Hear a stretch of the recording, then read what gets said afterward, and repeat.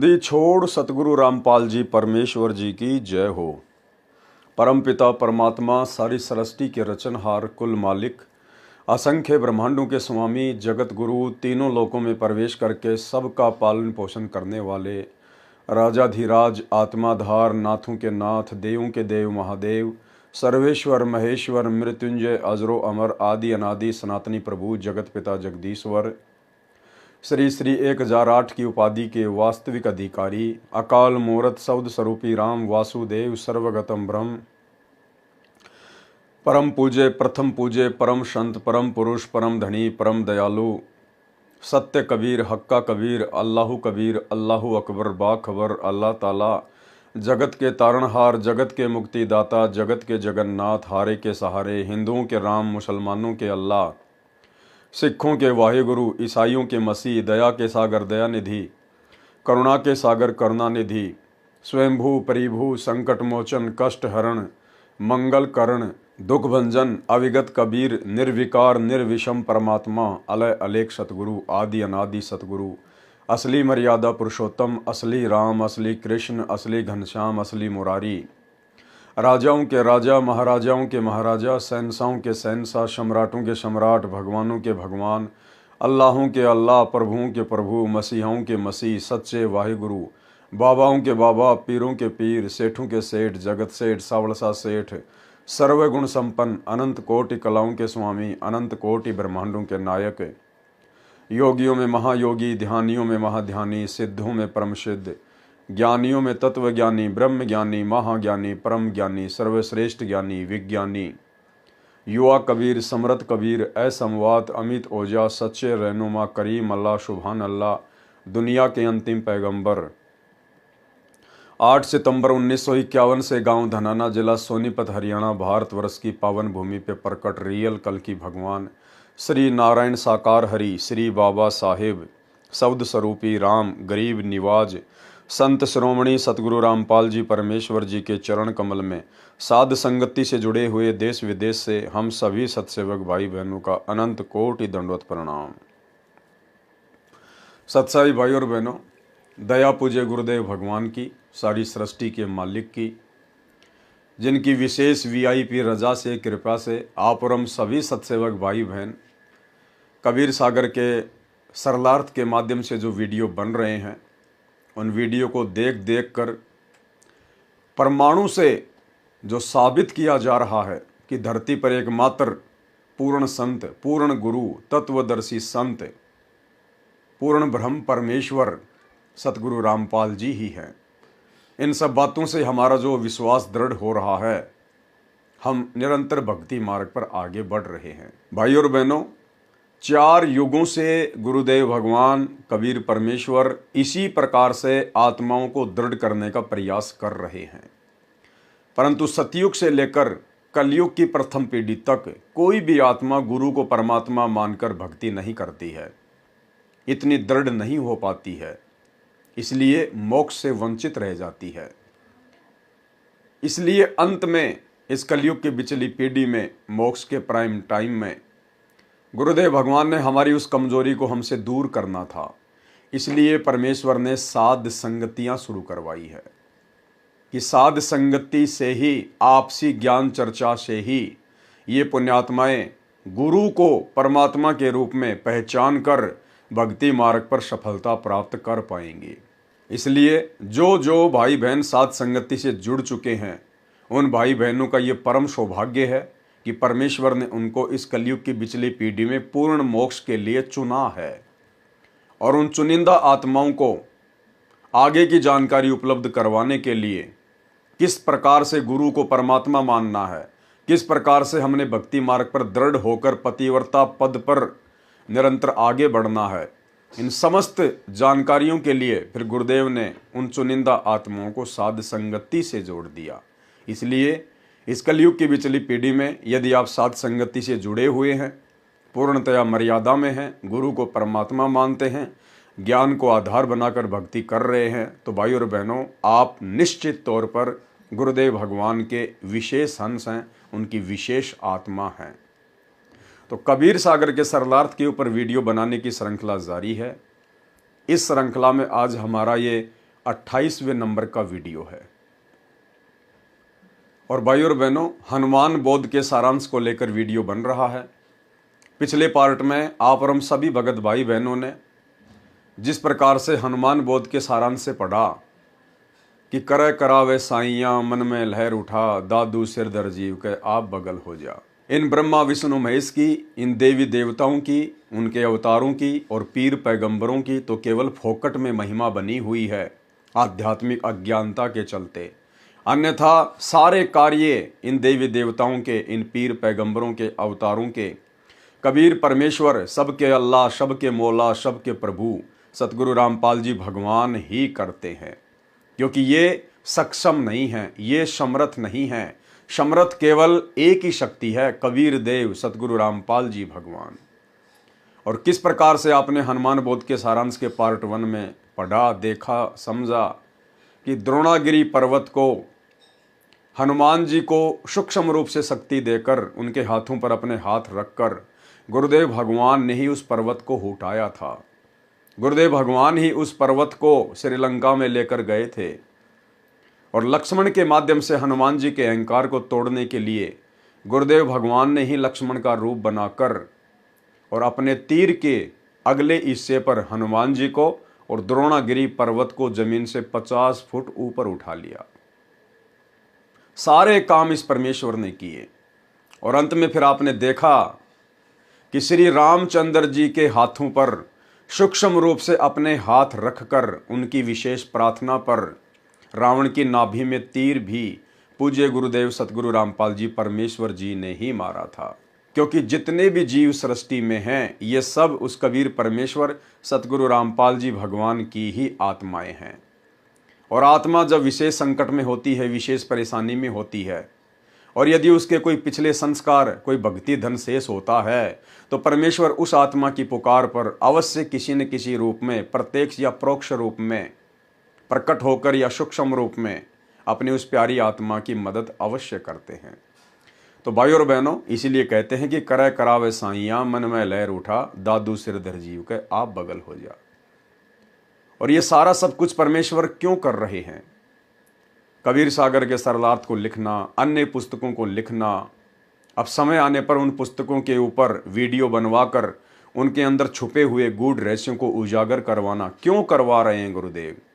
क्योंकि अब ये कलयुग की बिचली पीढ़ी है, मोक्ष का प्राइम टाइम है, और गुरु को एकमात्र परमेश्वर कबीर देव माने बिना, जुबान से नहीं, अपनी अंतरात्मा से, अपने हृदय से, तब तक हम लोग मोक्ष के पूर्ण अधिकारी नहीं बन सकते।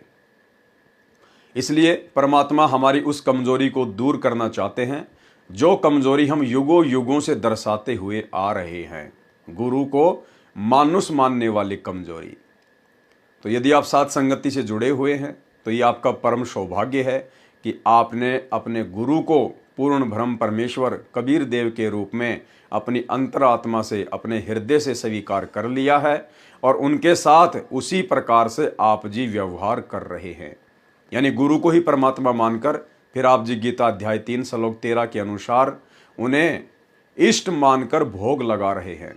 एकमात्र उन्हीं का फोटो, उन्हीं की प्रतिमा आपके घर में, आपके घट में है। एकमात्र उन्हीं को अपना पति मानकर, परमेश्वर मानकर पतिव्रता पद की भक्ति कर रहे हैं। तो ये आप और हमारा परम सौभाग्य है। तो भाई और बहनों, आज हम आगे बढ़ेंगे हनुमान बोध के पार्ट नंबर 2 पर।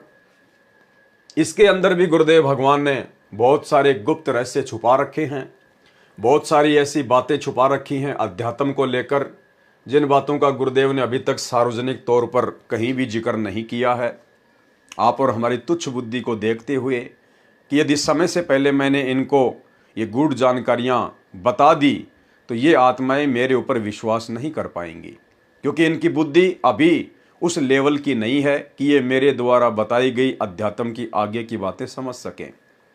और गुरु के वचन में दोष निकालने का मतलब है भक्ति का सत्यानाश करवाना। इसलिए परमेश्वर ने पिछले 30 वर्षों से हमें सामान्य ज्ञान दिया।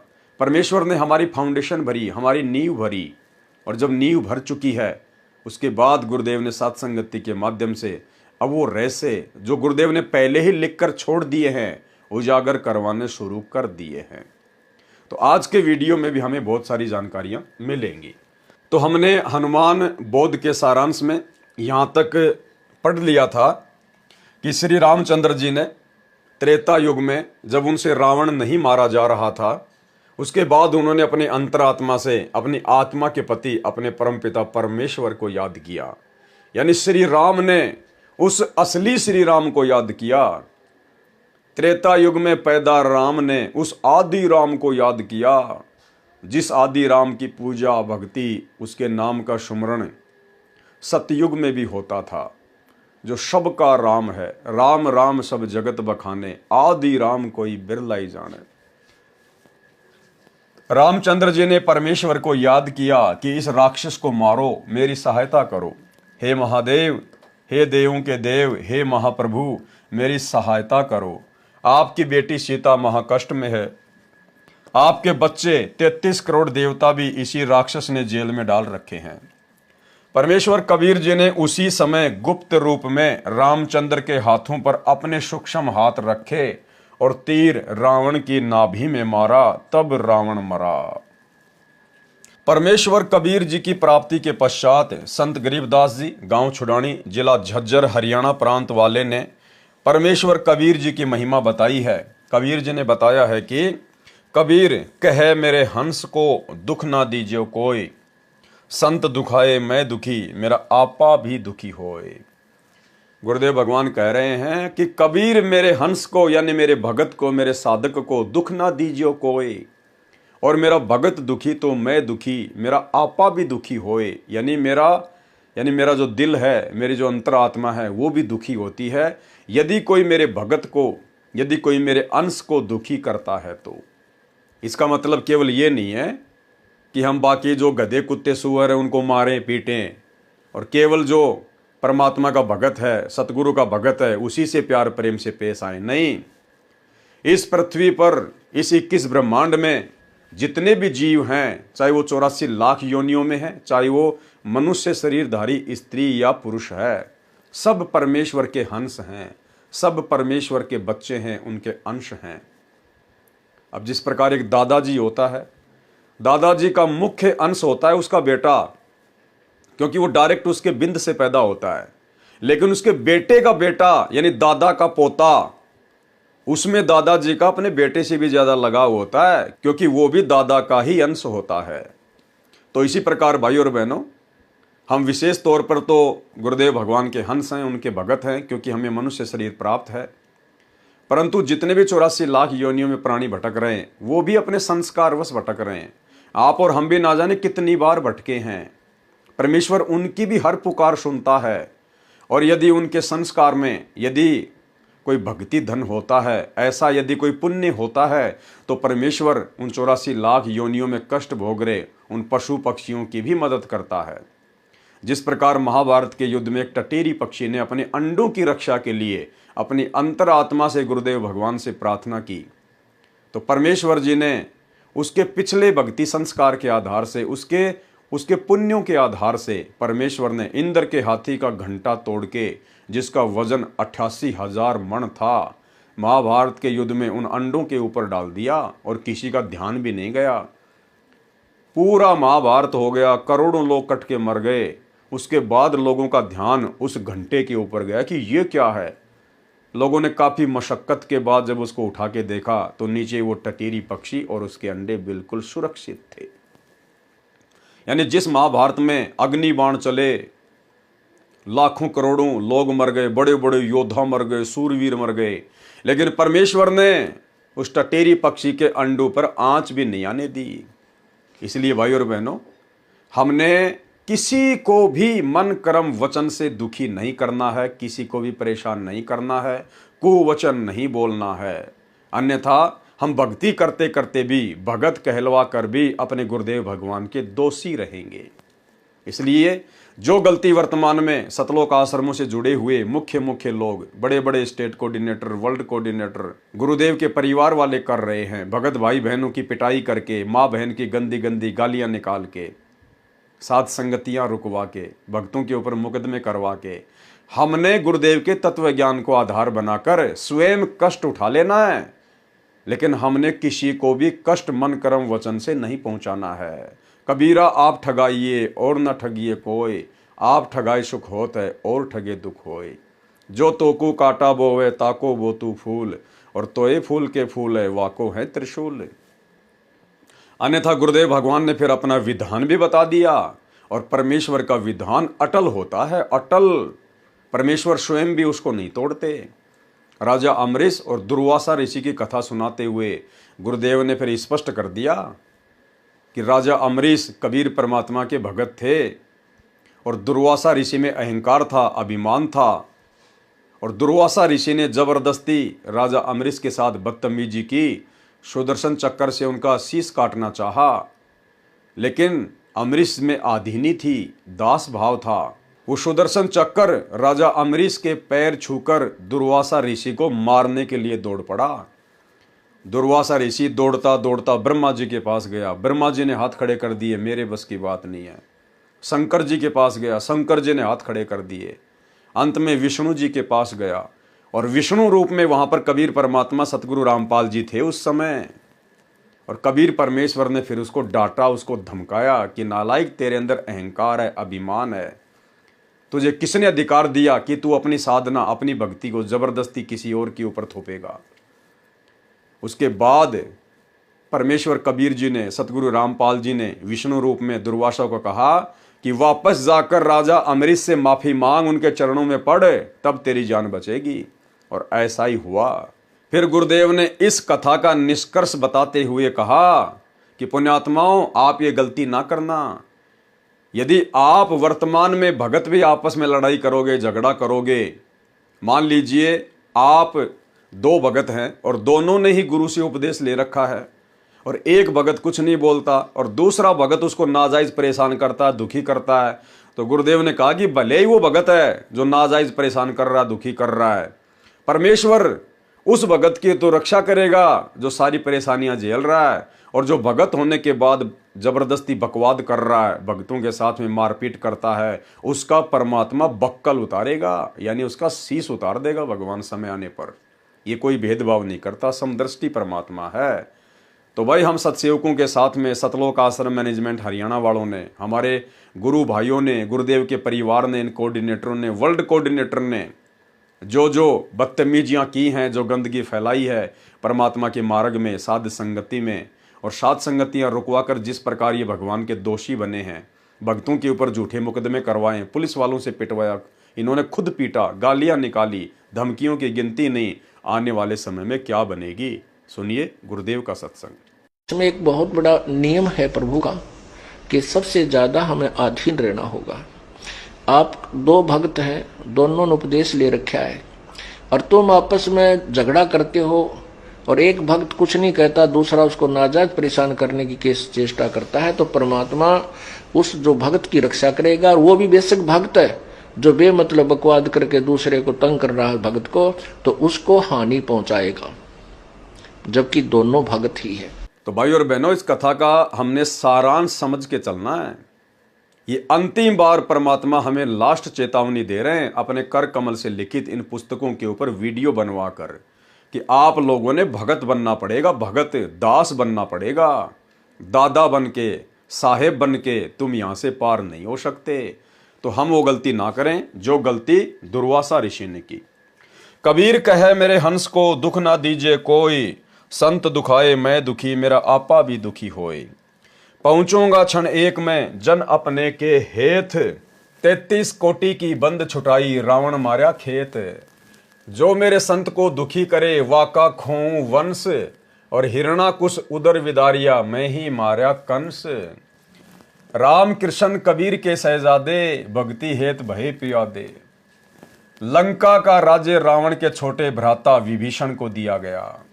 विभीषण दास था, उसके अंदर आधीनी थी, विनम्रता थी, और वो कबीर परमेश्वर की शरण में पहले ही आ चुका था। जब त्रेता युग में कबीर परमात्मा सतगुरु रामपाल जी मुनिंद्र ऋषि के रूप में गए हुए थे, तो विभीषण नाम दीक्षा प्राप्त कर चुका था अपनी भाभी मंदोदरी के कहने पर। इसलिए जिस लंका के लिए रावण ने इतने खाड़े किए, इतने पाप कमाए, वो लंका भी अंत में रावण के हाथ से निकल गई और कुत्ते वाली मौत मरा, क्योंकि उसमें आधीन ही नहीं थी और अहंकार गुरुदेव को बिल्कुल भी पसंद नहीं है। वो लंका भी परमेश्वर ने विभीषण को दी, वहां का राज्य दिया। लंका का राज्य रावण के छोटे भ्राता विभीषण को दिया। सीता की अग्नि परीक्षा श्री राम ने ली। यदि रावण ने सीता मिलन किया है तो अग्नि में जलकर मर जाएगी। यदि सीता पाक साफ है तो अग्नि में नहीं जलेगी। सीता जी अग्नि में नहीं जली। उपस्थित लाखों व्यक्तियों ने सीता माता की जय बुलाई।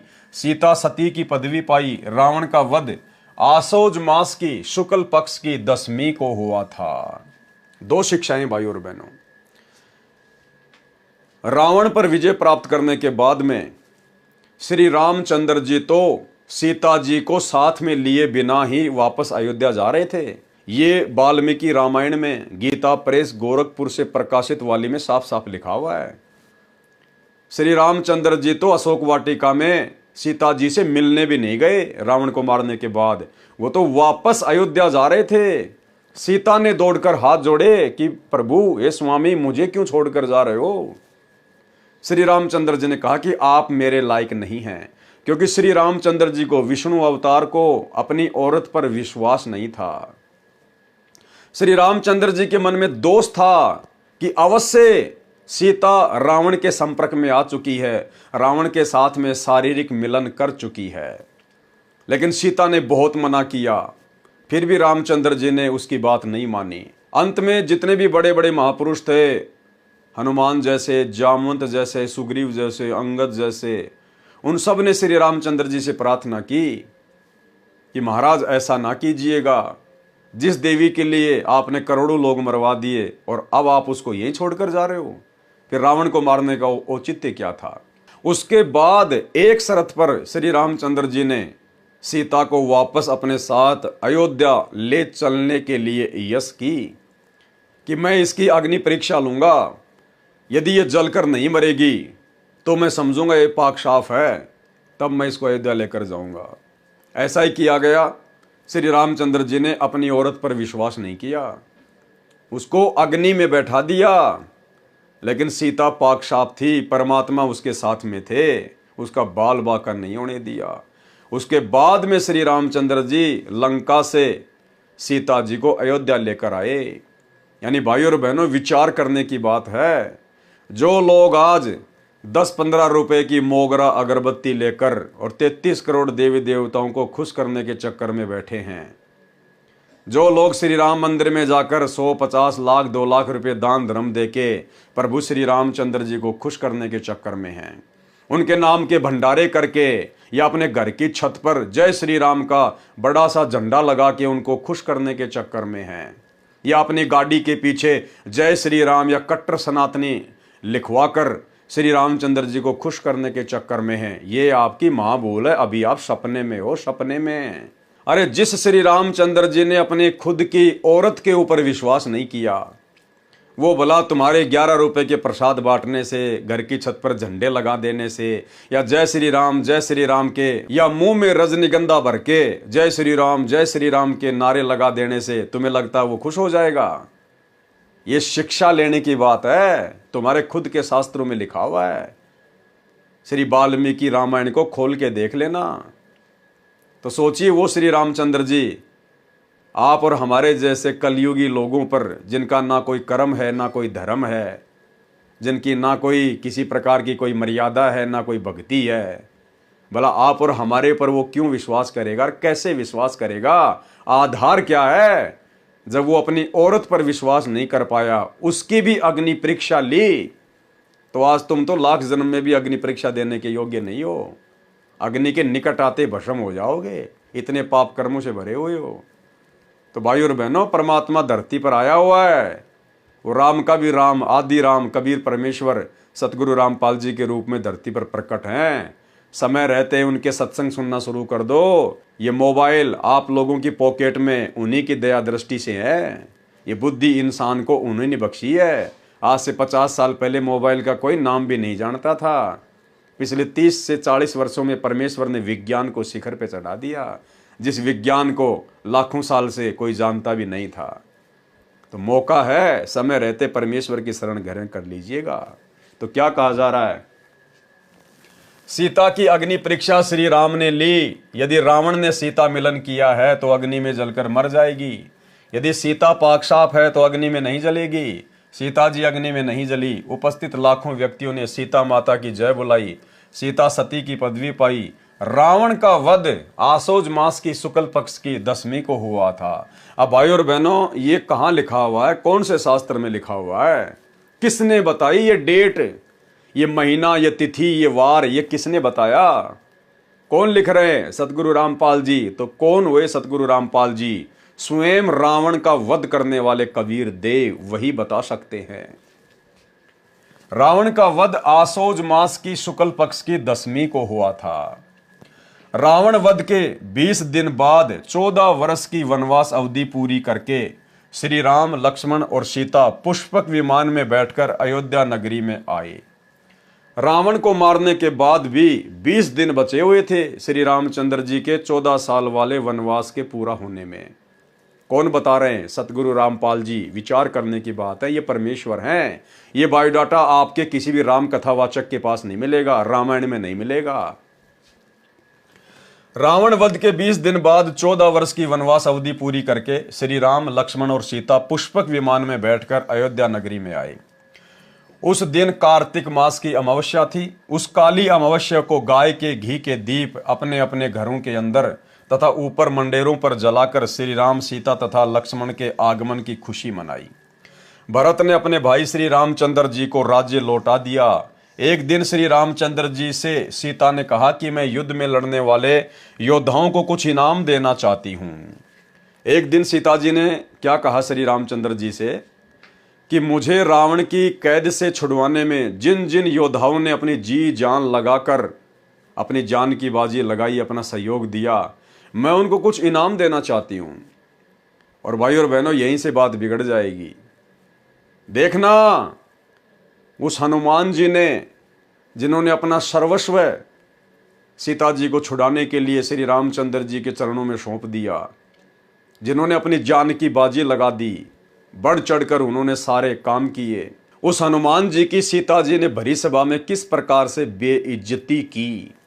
क्योंकि भाई और बहनों, ये राम सीता, ये राधे राधे श्री कृष्ण, 33 करोड़ देवी देवता, ब्रह्मा विष्णु महेश, ये केवल जीव हैं, ये भगवान नहीं हैं जो भगत की श्रद्धा का सम्मान कर सकें, जो भगत के भाव की कदर कर सकें।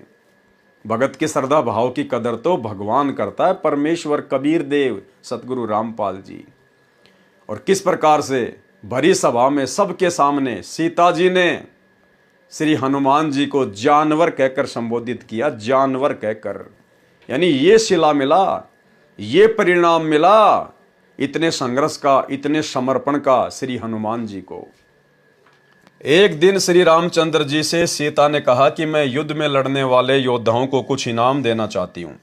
इनाम में सीता जी ने हनुमान जी को अपने गले से सच्चे मोतियों की माला निकालकर दे दी तथा कहा, हे हनुमान, ये अनमोल उपहार मैं आपको दे रही हूँ, बहुत संभाल कर रखना। हनुमान जी ने उस माला का मोती तोड़ा, फिर फोड़ा, फिर दूसरा। देखते देखते सब मोती फोड़कर जमीन पर फेंक दिए। सीता जी को हनुमान जी का ये व्यवहार अच्छा नहीं लगा। क्रोध में भरकर कहने लगी, हे मूर्ख, ये क्या कर दिया? ऐसी अनमोल माला का सर्वनाश कर दिया। तू वानर का वानर ही रहा, तू बंदर का बंदर ही रहा, यानी जानवर का जानवर ही रहा। चला जा मेरी आंखों के सामने से। ये वो वर्ड हैं जो वर्ड सीता जी ने अपने मुख से बोले थे। सेम टू सेम वर्ड यहां पर कबीर परमेश्वर सतगुरु रामपाल जी ने लिखे हैं। तो कितना बड़ा सिला मिल गया हनुमान जी को, कितना बड़ा परिणाम मिल गया हनुमान जी को। अरे श्री राम और सीता का हनुमान जी से बड़ा तो इस कलयुग में कोई भगत नहीं है ना। जितने भी भाई बहन हैं उनकी नजरों में हनुमान जी से बड़ा तो श्री राम और सीता जी का कोई भगत है ही नहीं। जब इतने बड़े भगत को उसके त्याग, उसके समर्पण का ये परिणाम मिला। बेइज्जती, जानवर का जानवर रहा, गाली। तो ये वर्तमान के भगत, श्री रामचंद्र जी के भगत, माता सीता जी के भगत, अपने आप को कट्टर सनातनी, कट्टर हिंदू कहने वाले, गाड़ियों के ऊपर जय श्री राम लिखवाने वाले, घर की छतों पर जय श्री राम के झंडे लगाने वाले, भाई और बहनों, तुम तो हो ही क्या उस हनुमान जी के आगे। उसके बाल के बराबर भी नहीं हो, बाल के बराबर भी। तो तुम क्या उम्मीद लेकर भक्ति कर रहे हो? तुम्हें क्या मिलेगा जब हनुमान जी को ये मिला? क्या कहा सीता जी ने?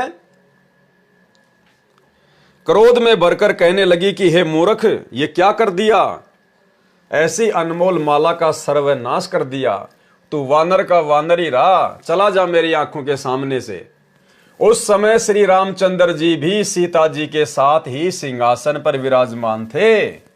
उन्होंने भी हनुमान के इस व्यवहार को अच्छा नहीं माना और चुप रहे। श्री रामचंद्र जी ने मुंह से तो कुछ नहीं बोला, लेकिन जब सीता ये बात कह रही थी तो उनको बड़ा अच्छा लग रहा था कि हाँ सीते, तूने बिल्कुल सही कहा, ये वानर का वानर ही है। इतनी महंगी माला को तोड़ दिया इसने। भाई और बहनों, श्री हनुमान जी की भक्ति की, उसके त्याग की, उसके समर्पण की श्री रामचंद्र और सीता ने कोई मान मर्यादा नहीं रखी, कोई मान मर्यादा। लेकिन हनुमान अपने आप में भगत था, वो सच्चा सेवक था। और आगे चलकर कबीर परमेश्वर मुनिंद्र ऋषि के रूप में हनुमान जी को मिले, और उसके अंदर जो भगत वाले गुण थे, परमेश्वर ने उन भगत वाले गुणों के आधार से उसे अपनी शरण में लिया। असल परिणाम मुनिंद्र ऋषि जी ने दिया। हनुमान जी की वीरता, उसके दास भाव, उसके त्याग, उसके समर्पण की जो वैल्यू थी, वो कबीर परमेश्वर सतगुरु रामपाल जी ने समझी, और परमेश्वर ने उसको वो अनमोल वस्तु बख्श दी जो अनमोल वस्तु श्री रामचंद्र जी के पास भी नहीं थी। उन्हें 3 लोक की सर्वश्रेष्ठ संपत्ति, उनको अपना नाम दिया, अपना उपदेश दिया, अपना भगत बनाया। गुरु समान दाता नहीं, याचक शिष्य समान, 3 लोक की संपदा, सो गुरु दीनी दान। यानी तीनों लोकों में सबसे महंगी यदि कोई संपत्ति है तो केवल गुरुदेव भगवान का नाम है। वो सबसे अनमोल संपत्ति हनुमान जी को बख्शी। और दूसरी बात भाई और बहनों, ये कथा हमें ये भी शिक्षा देती है कि एक भगत में वास्तव में ऐसे ही लक्षण होने चाहिए, ऐसे ही गुण होने चाहिए। अपने इष्ट देव के अतिरिक्त उसको किसी भी वस्तु में कोई मोह नहीं होना चाहिए। भगत के अंदर मान बढ़ाई और अहंकार नहीं होना चाहिए। दिखावे की भावना नहीं होनी चाहिए। नकली संपत्ति में, सोना चांदी में उसकी जरा भी आस्था नहीं होनी चाहिए। मोतियों की महंगी माला, मोती कहां से आते थे पता है? समुद्र में गहराई में जाकर गोताखोर बड़ी मेहनत करके, जान की बाजी लगाकर, और जो मोती समुद्र के पैंदे में होते थे, उन मोतियों को चुन चुन के लाते थे, फिर उनकी माला बनाई जाती थी। उस माला को राजा महाराजा, रानी महारानियां पहना करती थी, जो सबसे कीमती होती थी। हनुमान जी ने उस माला को फोड़ना शुरू कर दिया, तोड़ना शुरू कर दिया कि मेरे किस काम की ये, यदि इसमें मेरे प्रभु श्री रामचंद्र जी का नाम नहीं है तो। यानी हनुमान जी की नजरों में वो मोतियों की माला, जो मोतियों की माला सीता जी के लिए इतना महत्व रखती थी, जो मोतियों की माला श्री रामचंद्र जी के लिए इतना महत्व रखती थी, जिस मोतियों की माला को वे अपने गले में डालकर रखा करते थे, हनुमान जी ने उनको फोड़ फोड़ के फेंक दिया। ये लक्षण एक भगत में होने चाहिए जब ज्ञान समझ में आ जाए, गुरु भगवान समझ में आ जाए। और आप और हम साध संगत वाले भाई बहनों पर यह दया हुई है।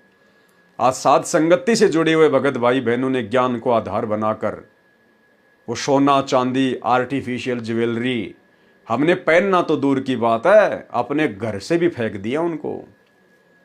फेंकने का मतलब है हमने सुनार को बेच दिया वो सोना, क्योंकि सोने में काल का प्रवेश है। नकली ज्वेलरी पहनना, सोने चांदी की ज्वेलरी पहनना, ये मान बढ़ाई में आता है, दिखावे में आता है। काल का दाव लगता है, सूक्ष्म चाल है ये काल की। परमेश्वर ने सात संगतियों से जोड़कर उस सोने को घर से बाहर निकलवा दिया। कुछ एक भाई बहन तो ऐसे हैं, उन्होंने दास को फोन किया कि भगत जी मैंने तो मेरे जो सोने चांदी की जो ज्वेलरी थी थोड़ी बहुत, मैंने तो उसको जो है नदी में डाल दिया। तो दास ने कहा कि बहन नदी में नहीं डालना था, आपने किसी सुनार को बेच देना था, और जो पैसा आ जाए वो अपना दान धर्म में लगाओ, सेवा में लगाओ, अपने बच्चों की फीस भरो, अपने घर का राशन लेके आओ, अपने घर के काम में लो। बोला भगत जी मैंने तो फेंक ही दिया, जब भगवान ने कह दिया कि इसमें काल का परिवेश है तो सुनार को भी क्या बेचना। लेकिन ये अन्य भगत भाई बहनों ने ऐसा नहीं करना है, आपने उसको बेचना है और बेचकर पैसे को अपने घर में काम में लेना है। तो भाई और बहनों, ये दया भी जो गुण हनुमान जी के अंदर थे एक भगत के, हनुमान जी अपने इष्ट से ज्यादा उस नकली सोने चांदी मोतियों की मालाओं को महत्व नहीं देते थे। और आज सात संगति से जुड़े भाई बहन हनुमान बन चुके हैं। हनुमान से भी कई गुना ऊपर। तो भाई और बहनों, आप और हमारे ऊपर ये बहुत बड़ी मेहर, बहुत बड़ी दया गुरुदेव की। उस समय श्री रामचंद्र जी भी सीता जी के साथ ही सिंहासन पर विराजमान थे। उन्होंने भी हनुमान के इस व्यवहार को अच्छा नहीं माना और चुप रहे। हनुमान जी ने कहा, माता जी जिस वस्तु में राम नाम अंकित नहीं है वह मेरे किसी काम की नहीं है। ठीक इसी प्रकार जिस सोने चांदी को पहनने के लिए या अपने घर में रखने के लिए भी हमारे पूज्य गुरुदेव आदि राम सतगुरु रामपाल जी ने मना कर दिया, तो भाई हनुमान जी की तरह फिर वो हमारे किसी काम की नहीं है, किसी भी काम की। और गुरुदेव ने अपने सत्संग में स्पष्ट आदेश दे रखा है सोने के विषय में कि पुण्यात्माओं, ये तो खाम खा का सिर का दर्द है, ये सोना तो घर में भी नहीं रखना चाहिए, पहनना तो दूर की बात है, नाक में डाल लिया, कान में डाल लिया, 36 आडंबर। इस सोने को तो घर में भी नहीं रखना चाहिए, घर में भी। अर्थात सतगुरु रामपाल जी परमेश्वर जी का आदेश है कि सोना तो भगत के घर में भी नहीं रहना चाहिए। लेकिन जो भाई बहन ऐसे हैं जिनके ऊपर घर वालों का प्रेशर है, दबाव है, वो सोना बेचने नहीं देते हैं, चांदी बेचने नहीं देते हैं, तो आप जियो ने संघर्ष करना पड़ेगा। आपने कम से कम उसको पहनना छोड़ना पड़ेगा। घर वाले यदि उसको बेचने नहीं दे रहे हैं तो आपने अपने शरीर पर उस सोने चांदी को धारण नहीं करना है। भले 2 थप्पड़ खाने पड़े, गालियां खानी पड़े, बेइज्जती सहन करनी पड़े, इतना तो आपने करना पड़ेगा यदि अपने घर से बाहर नहीं कर सकते हैं तो। सुनिए गुरुदेव का सत्संग। भक्ति बिना क्या होते हैं ये भरम रहा संसारे, रति कंचन पाया नहीं रावण चलती बार।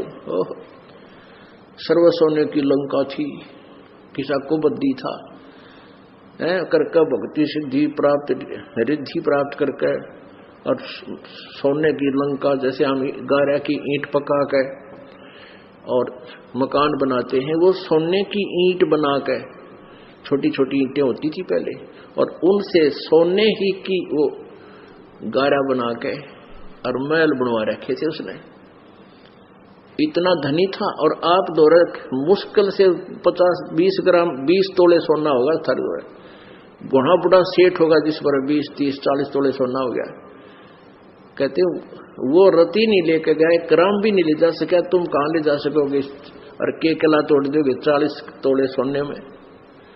ये तो खाम खागा सर दर्द है। सोना तो घर में बना रखना चाहिए आपने, और ना इसको पहनना चाहिए। क्या फायदा कान में डाल लिया, कान नाक में डाल लिया, 36 पंगे कड़े बना लिए। परमात्मा ने इतना सुंदर शरीर दे रखे, इस पर आडंबर करने की कति जरूरत नहीं। इसे भगवान रुष्ट होता है। भगवान की भक्ति करें, चाहे किसा भी शरीर है, काला है, गोरा है, जैसा भी मालिक ने दिया है, इसमें हम परमात्मा पा सकते हैं। इस काया का गर्व ना करियो के काला के गोरा रे, और बिना भजन कुछ काम नहीं आवे, चाहे एतर छड़को चारों ओर रे। तो पुण्यात्माओं, धीरे धीरे, क्योंकि हम इतने इस सामाजिक माहौल में हम इतने गहरे चले गए कि वहां से वापस आना अपनी पटरी पे हमारे लिए कठिन हो रहा है। हम दलदल में धस गए। लेकिन परमात्मा का सहारा आपको एक क्रेन का काम करेगा। तो भाइयों और बहनों, अब हमने अपने गुरुदेव की प्रत्येक आज्ञा का पालन करना पड़ेगा। नियम मर्यादा चाहे उन्होंने हमें नाम दीक्षा के समय फार्म पर लिख कर दी हो, या चाहे अपने सत्संगों में गुरुदेव भगवान ने हमें समझाई हो। और गुरुदेव ने तो यहां तक स्पष्ट कर दिया कि पुण्यात्माओं, जैसे जैसे तुम भक्ति मार्ग पर आगे बढ़ोगे, तुम्हें ये हर बातें समझ में आने लग जाएंगी। मर्यादा केवल इतनी नहीं है जो तुम्हारी को प्रथम नाम के समय 11 नियम दे दिए, सतनाम के समय 34 नियम दे दिए। गुरुदेव कहते हैं जैसे जैसे तुम लोग सत्संग सुनते चले जाओगे, तुम्हें जानकारी होती चली जाएगी। और गुरुदेव ने स्पष्ट कर दिया कि कुछ मर्यादा तो तुम्हें फोरम पर लिख कर दे दी है, कुछ मर्यादा जब तुम सत्संग सुनोगे तब पता चलेंगी, और कुछ मर्यादाएं तुम वैसे भी कॉमन सेंस से भी समझने लग जाओगे। तो भाइयों और बहनों, कॉमन सेंस से समझना और गुरुदेव के सत्संगों में जो सांकेतिक रूप में उनको समझना, ये केवल सत्सेवकों के ऊपर दया हुई है, सत्सेवकों के ऊपर। सुनिए गुरुदेव का सत्संग। तो हमने फाउल नहीं होना। फाउल पॉइंट अब धीरे धीरे आपके समझ में आ जाएंगे, कुछ कथाओं के माध्यम से और कुछ इस फॉर्म के ऊपर जो लिखे होते हैं, इसमें भी हमने कुछ लिखे हैं। कुछ आप वैसे कॉमन सेंस से भी समझ जाओगे कि ऐसे ऐसे होता है। तो भाइयों और बहनों, अब हमने इस कलयुग की बिचली पीढ़ी में अपने गुरुदेव भगवान को प्राप्त करना है, यानी उनके साथ हमने सतलोक चलना है, और हमने उनकी हर प्रकार की मर्यादाओं को फॉलो करना है, ना केवल फोरम पर लिख दी गई उन्हीं मर्यादाओं को, सत्संगों में जो संकेत कर दिए परमात्मा ने। और यदि हमारी समझ में बात आ गई, उसी दिन से हमने उसको पत्थर की लकीर समझकर चलना है। और इन सतलोक आश्रमों में तो जो मोटी मोटी मर्यादा गुरुदेव भगवान ने जो प्रथम मंत्र में दे रखी है, इनसे तो वो भी नहीं निभाई जा रही। 90% माता बहनें आज भी इन आश्रमों में आने वाली हार श्रृंगार करके आती हैं, सोने चांदी के आभूषण पहन के आती हैं। रमेणी के समय, शादी के समय हमारी गुरु बहनें सोने चांदी से पीली हो रखी है, मेकअप करती हैं। भाई और बहनों, हम क्या संदेशा दे रहे हैं? हम क्या संदेशा दे रहे हैं समाज को? और फिर कहते हैं दहेज मुक्त शादियां। अरे अपने बाप से दहेज लेके वो 3, 4, 5 लाख रुपए का सोना पहन के तो रमेणी कर रही है, शादी कर रही है, फिर कह रही है कि मेरी रमेणी दहेज मुक्त है। अरे आप तो अपने बाप से दहेज ले चुकी हैं, सोने के रूप में, चांदी के रूप में। तो भाई और बहनों, ये दया भी गुरुदेव की आप और हम साथ संगति से जुड़े हुए भगत भाई बहनों के ऊपर ही हुई है। हनुमान जी ने कहा, माता जी, जिस वस्तु में राम नाम अंकित नहीं है वह मेरे किसी काम की नहीं है। मैंने मोती फोड़कर देखे, इनमें राम नाम नहीं निकला, इसलिए मेरे काम की नहीं है। सीता जी ने कहा, क्या तेरे शरीर में राम नाम लिखा है? फिर इस शरीर को किस लिए साथ लिए है? इसको फेंक दे फाड़कर। उसी समय हनुमान जी ने अपना सीना चाक कर दिया, यानी चीर कर दिखाया। उसमें राम राम लिखा था। उसमें श्री रामचंद्र जी का फोटो नहीं था। ये फोटो तो फालतू में वर्तमान के अज्ञानी साधु संत महात्मा मंडलेश्वर शंकराचार्य राम कथावाचक, जिनको झूठी महिमा अपनी रोजी रोटी के लिए श्री रामचंद्र जी की बनानी है, ये लोग उन फोटोओं में श्री राम और सीता की तस्वीर दिखाते हैं। नहीं, गुरुदेव कह रहे राम राम लिखा था। और वो राम राम वो राम नहीं था जो वहीं पर बैठा हुआ था, सीता का पति ना। वो दशरथ पुत्र श्री रामचंद्र जी तो श्री हनुमान जी से नाराज था। जब सीता के द्वारा दी गई मोतियों की माला हनुमान जी ने फोड़ी, तो अंदर ही अंदर श्री रामचंद्र जी खुश हो रहे थे कि सीता तूने बहुत अच्छा किया, हनुमान जी ने जो किया ये गलत किया। तो भला उस राम का नाम कैसे हनुमान जी के सीने में आ जाएगा? भाई और बहनों, वो आदि राम, सबका राम, राम का भी राम, राम राम सब जगत बखाने, आदि राम कोई बिरला जाना है। वो उस कबीर परमेश्वर सतगुरु रामपाल जी का शक्ति बोधक नाम है, उनका उपमात्मक नाम है राम। इसलिए वहां पर राम लिखा हुआ आया था, ना कि दशरथ पुत्र का नाम। इसको फेंक दे फाड़ कर। उसी समय हनुमान जी ने अपना सीना चाक कर दिखाया, उसमें राम राम लिखा था। हनुमान जी उसी समय अयोध्या त्याग कर वहां से कहीं दूर चले गए, और हनुमान जी उसी समय अयोध्या को छोड़कर श्री राम और सीता की इस हरकत से दुखी होकर कि चलो सीता ने तो कह दिया सो कह दिया, लेकिन जिस श्री रामचंद्र जी के लिए मैंने अपना तन मन धन अपने प्राण न्यौछावर कर दिए, वो श्री रामचंद्र भी चुपचाप मूक दर्शक बन के देख रहा है, अपनी औरत का ही समर्थन कर रहा है। उसी समय हनुमान जी श्री रामचंद्र जी से दुखी होकर, उनके व्यवहार से दुखी होकर और उसी समय मायूस होकर अयोध्या त्याग कर चले गए थे। यह है असली कहानी, असली राम कहानी। दुनिया चले ना श्री राम के बिना, राम जी चले ना हनुमान के बिना। हनुमान जी राम का तो अलग अलग बंटवारा हो गया था उसी समय। हनुमान जी उसी समय अयोध्या त्याग कर वहां से कहीं दूर चले गए। श्री रामचंद्र जी अपनी अयोध्या नगरी की जनता के दुख दर्द जानने के लिए गुप्त रूप से रात्रि के समय वेश बदलकर घूमा करते थे। कुछ वर्ष उपरांत जब राजा रामचंद्र जी रात्रि में अयोध्या की गलियों में विचरण कर रहे थे, एक घर से ऊंची ऊंची आवाज आ रही थी। राजा रामचंद्र जी ने निकट जाकर वार्ता सुनी। एक धोबी की पत्नी झगड़ा करके घर से चली गई थी। वह 2-3 दिन अपने बहन के घर रही, फिर लौट आई। धोबी उसकी पिटाई कर रहा था, कह रहा था कि निकल जा मेरे घर से, तू 2 रात बाहर रहकर आई है, मैं तेरे को घर में नहीं रखूंगा, तू कलंकित है। वह कह रही थी, मुझे सौगंध भगवान की, सौगंध है राजा राम की, मैं पाक साफ हूं, आपने मारा तो मैं गुस्से से अपनी बहन के घर गई थी, मैं निर्दोष हूं। तो धोबी ने क्या कहा? धोबी ने कहा कि मैं दशरथ पुत्र रामचंद्र नहीं हूं जो अपनी कलंकित पत्नी को घर ले आया है, जो वर्षों रावण के साथ रही थी। अयोध्या नगरी के सब लोग लुगाई चर्चा कर रहे हैं, क्या जीना है ऐसे व्यक्ति का जिसकी पत्नी अपवित्र हो गई हो। राजा राम ने धोबी के मुख से यह बात सुनी तो कानों में मानो गरम तेल डाल दिया हो। इसको कहते हैं भाई और बहनों लोक लाज। ये लोक लाज भक्ति मार्ग में, परमात्मा की प्राप्ति में, मोक्ष प्राप्ति में सबसे बड़ी बाधा है। श्री रामचंद्र जी को उसी समय अपने मान सम्मान की, अपने इज्जत की, अपनी कुल मर्यादा की चिंता हो गई कि तेरे विषय में तो अयोध्या की जनता ऐसी ऐसी बातें सोच रही है, तेरा तो जीना ही आराम है। वापस घर पे आ गया और दूसरे ही दिन सीता जी को, जो कि गर्भवती थी, उसको अयोध्या से जंगल में निकाल दिया, सिर्फ इस बात के कारण कि अयोध्या के लोग मेरे बारे में क्या सोच रहे हैं, मेरी तो इज्जत पे बाट लग गया। जबकि श्री रामचंद्र जी सीता जी की अग्नि परीक्षा लेकर लाए थे अयोध्या में, वो पाक साफ थी, उन्होंने अपनी आंखों देख लिया था।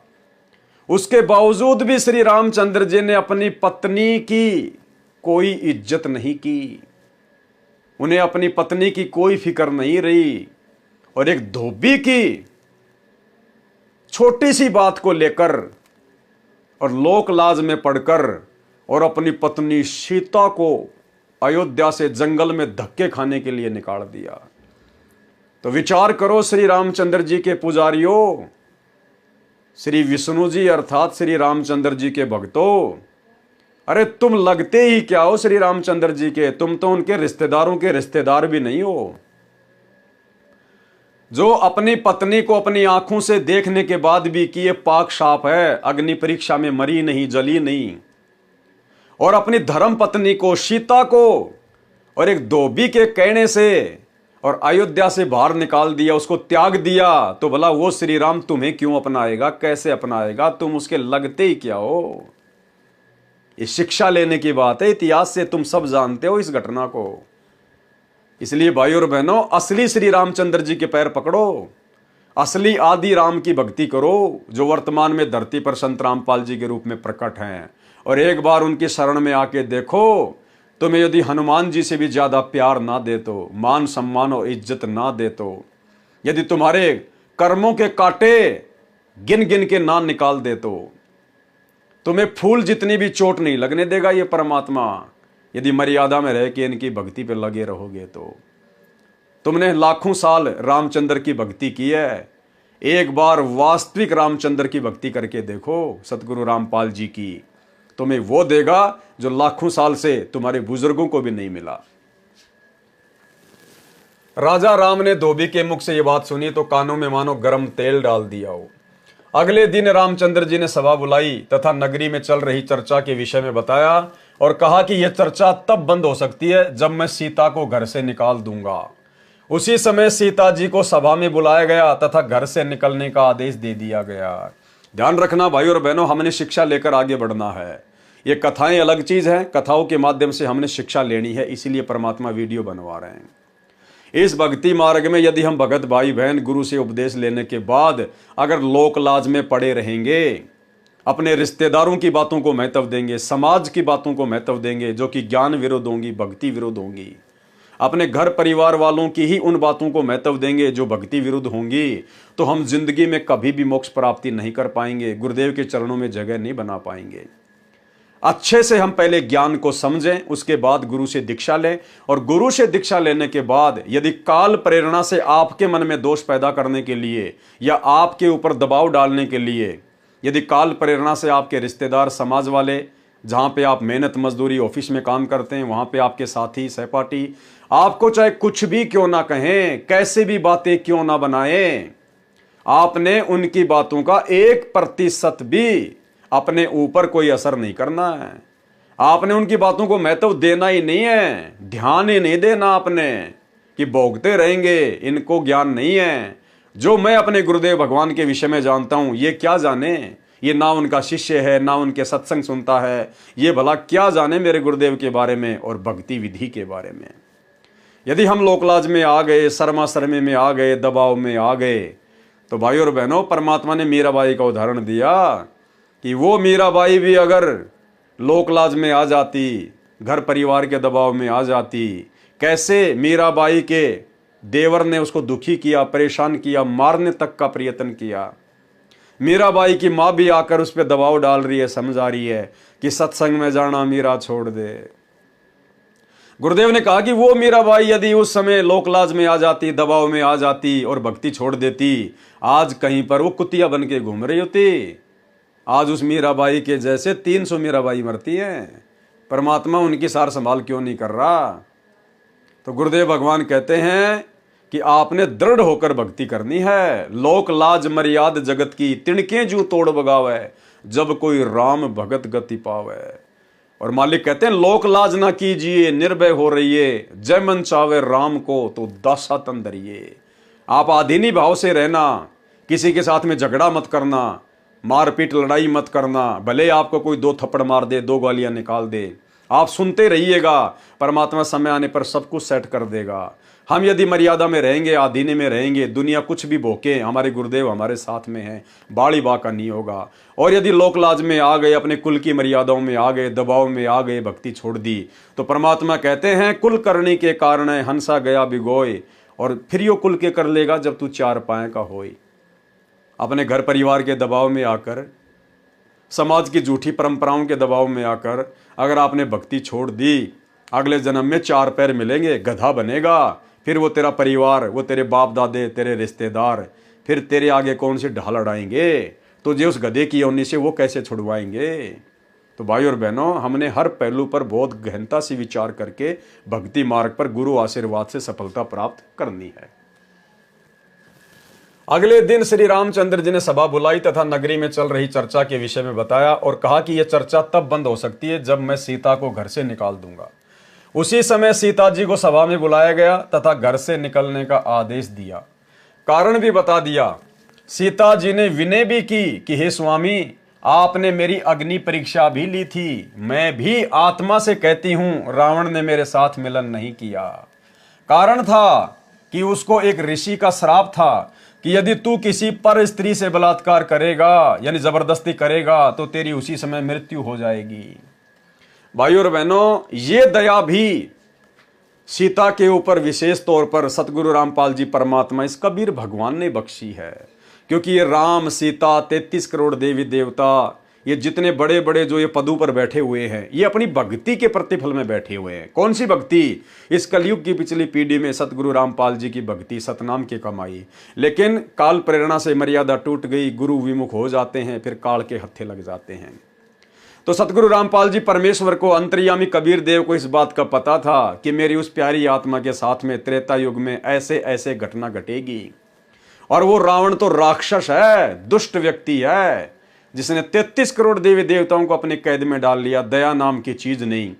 वो फूल जैसी सीता को भला कैसे छोड़ेगा जब उसको किडनैप करके लेके जाएगा, वो उसके साथ में बलात्कार करेगा, जबरदस्ती करेगा। इसलिए सतगुरु रामपाल जी परमेश्वर जी की प्रेरणा से एक ऋषि के द्वारा पहले ही रावण को श्राप मिल चुका था, अगर तू किसी पर स्त्री के साथ में जबरदस्ती करेगा, बलात्कार करेगा, शारीरिक मिलन करेगा उसकी रजा के बिना, तो भाई तेरी उसी समय मृत्यु हो जाएगी। परमेश्वर ने पहले ही रावण को बांध दिया था, अन्यथा वो रावण तो सीता जी के परकत से उड़ा देता। सीता जी ने विनय की कि हे स्वामी, आपने मेरी अग्नि परीक्षा भी ली थी, मैं भी आत्मा से कहती हूं रावण ने मेरे साथ मिलन नहीं किया। कारण था कि उसको एक ऋषि का श्राप था कि यदि तू किसी पर स्त्री से बलात्कार करेगा तो तेरी उसी समय मृत्यु हो जाएगी, यदि पर स्त्री की सहमति से मिलन करेगा तो ऐसा नहीं होगा, जिस कारण से रावण मुझे छू भी नहीं सका मिलन के लिए। हे प्रभु, मैं गर्भवती हूं, ऐसी स्थिति में कहां जाऊंगी। रावण जैसे व्यक्तियों का भाव नहीं है। रामचंद्र जी आदेश देकर सभा छोड़कर चले गए। सीता जी के बारंबार इतनी विनती करने के बावजूद भी श्री रामचंद्र जी ने सीता की एक बात नहीं मानी और अपनी धर्म पत्नी को अनदेखा करके सभा छोड़ के चले गए।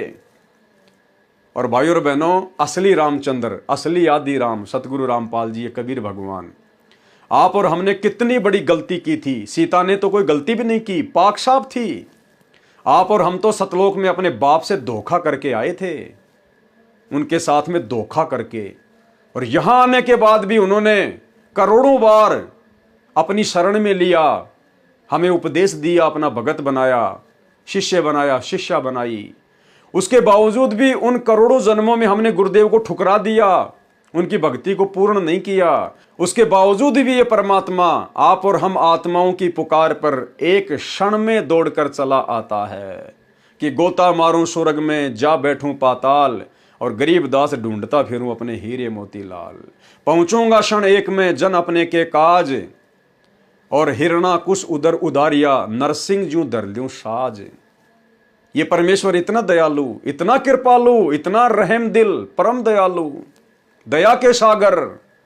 और श्री रामचंद्र जी, जिनको दुनिया भगवान मान के पूज रही है, अपनी निष्पाप निष्कलंकित पत्नी की तरफ उन्होंने मुड़कर भी नहीं देखा, आदेश कर दिया कि अयोध्या से बाहर हो जा।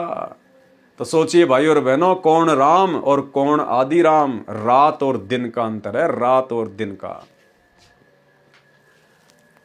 रावण जैसे व्यक्तियों का अभाव नहीं है।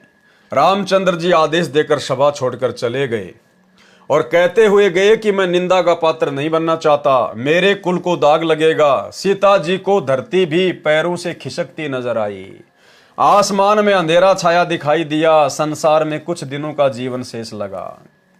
सीता अयोध्या छोड़कर चल पड़ी, मुड़ मुड़ कर अपने राम को तथा उनके महलों को देखने की कोशिश करती रही, और दूर जंगल में जाकर ऋषि वाल्मीकि जी की कुटिया के निकट थक कर गिर गई, अचेत हो गई। ऋषि वाल्मीकि स्नान करने के लिए आश्रम से निकले, सामने एक युवती गर्भा अवस्था में अचेत पड़ी देखकर निकट गए, अपने आश्रम से औषधि लाए, सीता जी के मुख में डाली। गर्मी का मौसम था, ठंडे जल के छींटे मुख पर मारे। ये आंखों देखी घटना कौन बता सकता है कि जिस समय सीता जी को श्री रामचंद्र जी ने अयोध्या से निष्कासित किया था, उस समय वो गर्मी का महीना था, उस समय गर्मी का महीना था। और ऋषि वाल्मीकि जी की कुटिया के पास जैसे वो जाकर गिरी, तो ऋषि जी अपनी कुटिया से दवाई लेकर आए, औषधि लेकर आए। क्या रामायण में लिखा हुआ है? किसी राम कथावाचक ने बताई? ये गुप्त बातें हैं जो केवल परमेश्वर ही बता सकते हैं, आप और हमारे विश्वास को दृढ़ करने के लिए कि जो महापुरुष कबीर सागर के सरलार्थ को लिख रहा है वो स्वयं आदि पुरुष है, अनादि पुरुष है, कबीर परमेश्वर है। ऋषि वाल्मीकि स्नान करने के लिए आश्रम से निकले, सामने एक युवती को गर्भावस्था में अचेत पड़ी देखकर निकट गए, अपने आश्रम से औषधि लाए, सीता जी के मुख में डाली। गर्मी का मौसम था, क्या कह रहे हैं गुरुदेव? गर्मी का मौसम था, ठंडे जल के छींटे मुख पर मारे। उसी समय सीता जी सचेत होकर बैठ गई। ऋषि ने नाम और गांव पूछा तो बताया कि नीचे पृथ्वी है, ऊपर आसमान है, आगे कुछ भी बताने से इनकार कर दिया। ऋषि दयावान होते हैं, कहा बेटी संसार तो स्वार्थ का है, धन्यवाद कर परमात्मा का तू मेरे आश्रम में आ गई। यानी ऋषि वाल्मीकि जी की कुटिया के पास जाकर अचेत होकर गिरना, यह भी सीता के ऊपर गुरुदेव सतगुरु रामपाल जी भगवान का एक रहम था, क्योंकि वो परमेश्वर की आत्मा थी, परमेश्वर ने उसको संभाल के रखना था। बेटी मुझे अपना पिता मान और मेरे पास रह। सीता जी ऋषि वाल्मीकि जी के आश्रम में रहने लगी। ऋषि ने भी बात आगे नहीं बढ़ाई। परमेश्वर कबीर जी जो त्रेता युग में ऋषि मुनिंदर जी के रूप में लीला करने आए थे, हनुमान जी से मिले। सतसाहे बोला, हनुमान जी ने राम राम कहा तथा खड़ा होकर ऋषि जी का सत्कार किया तथा एक पत्थर पर स्वयं बैठ गए, दूसरे पर ऋषि को बैठने के लिए आग्रह किया। दोनों ने स्थान ग्रहण कर लिया। हनुमान जी ऋषि जी को पहचानने की कोशिश करने लगे। ऋषि जी ने कहा, क्या सोच रहे हो हनुमान, मैं वही ऋषि हूं। मेरे आश्रम में वानर ने सीता जी का कंगन घड़े में डाला था, उसमें अन्य कंगन भी वैसे ही थे। हे हनुमान, वह कंगन कैसा रहा? हनुमान जी को पहचानते देर नहीं लगी और ऋषि जी को प्रणाम फिर किया। हे ऋषि जी, आपका कैसे आना हुआ? परमेश्वर कबीर जी जो कि उस समय मुनिंदर ऋषि के रूप में थे, उन्होंने कहा, हे पवन पुत्र, मैं आपको भक्ति ज्ञान कराने आया हूं। आप जिस दशरथ पुत्र रामचंद्र की पूजा पूर्ण परमात्मा मानकर कर रहे हो, आप धोखे में हो। जो जन्मता मरता है वह पूर्ण परमात्मा नहीं हो सकता। क्या कह रहे हैं गुरुदेव भाई और बहनों? जो जन्मता मरता है वह पूर्ण परमात्मा नहीं हो सकते। और आज सतलोक आश्रमों से जुड़ी हुई 90% संगत संत रामपाल जी को जन्म और मरण में ही मानती है। संत रामपाल जी को इंद्रो माई की कोख से जन्म लेकर आया हुआ मानती है और प्रतिवर्ष 8 सितंबर को अवतरण दिवस के नाम पर संत रामपाल जी का जन्मदिन मनाती है और परमात्मा मानती है कबीर जी की समझे जाने वाली मुर्दा फोटो को, दाढ़ी मूछ वाली कबीर जी की फोटो को। और यहां क्या कह रहे गुरुदेव भगवान हनुमान जी को समझाते हुए कि हनुमान, जो जन्मता और मरता है वो पूर्ण परमात्मा नहीं होता। और हिसार जेल से आई हुई ऑडियो में गुरुदेव ने स्पष्ट कह दिया कि जो खुद ही जन्म और मरण में है, जो भगवान खुद ही जन्म और मरण में है, वो भला हमारा जन्म मरण का रोग कैसे काट सकता है? सुनिए। इसी प्रकार आत्मज्ञान हो गया कि तू जीव है, भक्ति नहीं करेगा तो पशु बनेगा, मुश्किल से मनुष्य प्राप्त हुआ, भक्ति कर। और समाधान सही है नहीं तो उस ज्ञान का फायदा क्या? जैसे मुझे बता दिया किसी ने कि तुझे ये रोग है और डॉक्टर ने बता दिया तो मुझे विज्ञान हो गया। जिसने मुझे बताया तुझे ये रोग है, दवाई उसके पास भी नहीं, तो वो ज्ञान होया ना होया बराबर है। ज्ञान हो कि रोग है, समाधान हो ये इसकी औषधि है, बात खत्म। तो अब आत्मज्ञान कि हमारे जन्म और मृत्यु का रोग लगा है, इसको कौन समाप्त कर सकता है? जो स्वयं जन्मते मरते हैं वो भगवान नहीं हो सकते, पर वो हमारा जन्म मृत्यु का रोग समाप्त नहीं कर सकता। जो स्वयं जन्मते मरते हैं वो भगवान नहीं हो सकते, पर वो हमारा जन्म मृत्यु का रोग समाप्त नहीं कर सकता। जो स्वयं जन्मते मरते हैं वो भगवान नहीं हो सकते, पर वो हमारा जन्म मृत्यु का रोग समाप्त नहीं कर सकता। अब पता चला परमात्म ज्ञान का, वो परमात्मा सतपुरुष परम अक्षर ब्रह्म है। तो भाई और बहनों, इसीलिए कहते हैं ना सतगुरु जननी जने और जाके माना बाप, पिंड भ्रमण से रहित है ना वहां तीनों ताप। यदि वास्तव में कोई सतगुरु होगा वो कभी भी मां के गर्भ से जन्म नहीं लेता, वो जन्म मरण में नहीं आता है। तो भाई और बहनों, सत्सेवक भाई बहनों के ऊपर विशेष मेहर है कि हमने अपने गुरुदेव को जन्म मरण से दूर स्वयंभू परमात्मा मानकर और आज उनको घर घर में विराजमान करके इष्ट रूप में पूजकर हम उनकी भक्ति कर रहे हैं। तो क्या कहा कबीर परमेश्वर जी ने हनुमान जी से? आप धोखे में हो, जो जन्मता मरता है वह पूर्ण परमात्मा नहीं हो सकता। पूर्ण परमात्मा तो अविनाशी है, अविनाशी। और हम साथ संगति से जुड़े हुए सत्सेवक भाई बहन अपने गुरुदेव भगवान को अविनाशी मानकर प्रतिवर्ष 8 सितंबर को उनका प्रकट दिवस मनाते हैं। प्रकट दिवस, अविनाशी स्वयंभू परमात्मा मानकर। ना सतगुरु जननी जने जाके माना बाप, पिंड ब्रह्मंड से रहित है ना वाती नु ताप। तो भाई और बहनों, ये सात संगति गुरुदेव भगवान का यथार्थ 13वां कबीर पंथ है। और शतलोक आश्रमों से जुड़कर जो भाई बहन भक्ति साधना कर रहे हैं वो तो 12वें पंथ की टूटी फूटी भक्ति है, 12वें पंथ की। क्योंकि वो लोग दाढ़ी मूछ वाले कबीर जी को ही अपना भगवान मानते हैं, कबीर मानते हैं, उसी का प्रकट दिवस मनाते हैं। क्योंकि 12 पंथों का भगवान वो नकली दाढ़ी मूछ वाली कबीर की फोटो है। और 13वें यथार्थ कबीर पंथ का भगवान है सतगुरु रामपाल जी, जिन्होंने सन 1994 में अपने यथार्थ 13वें कबीर पंथ को चलाया। और वो पंथ चलाने वाला स्वयं कबीर परमात्मा ही है, अविनाशी प्रभु है। आप लोग सिर्फ आरती अपनी जुबान से करते हो, दिल से आरती नहीं करते। और ना आप जी आरती के मर्म को समझ पाए हो, केवल सत्सेवकों ने समझा है।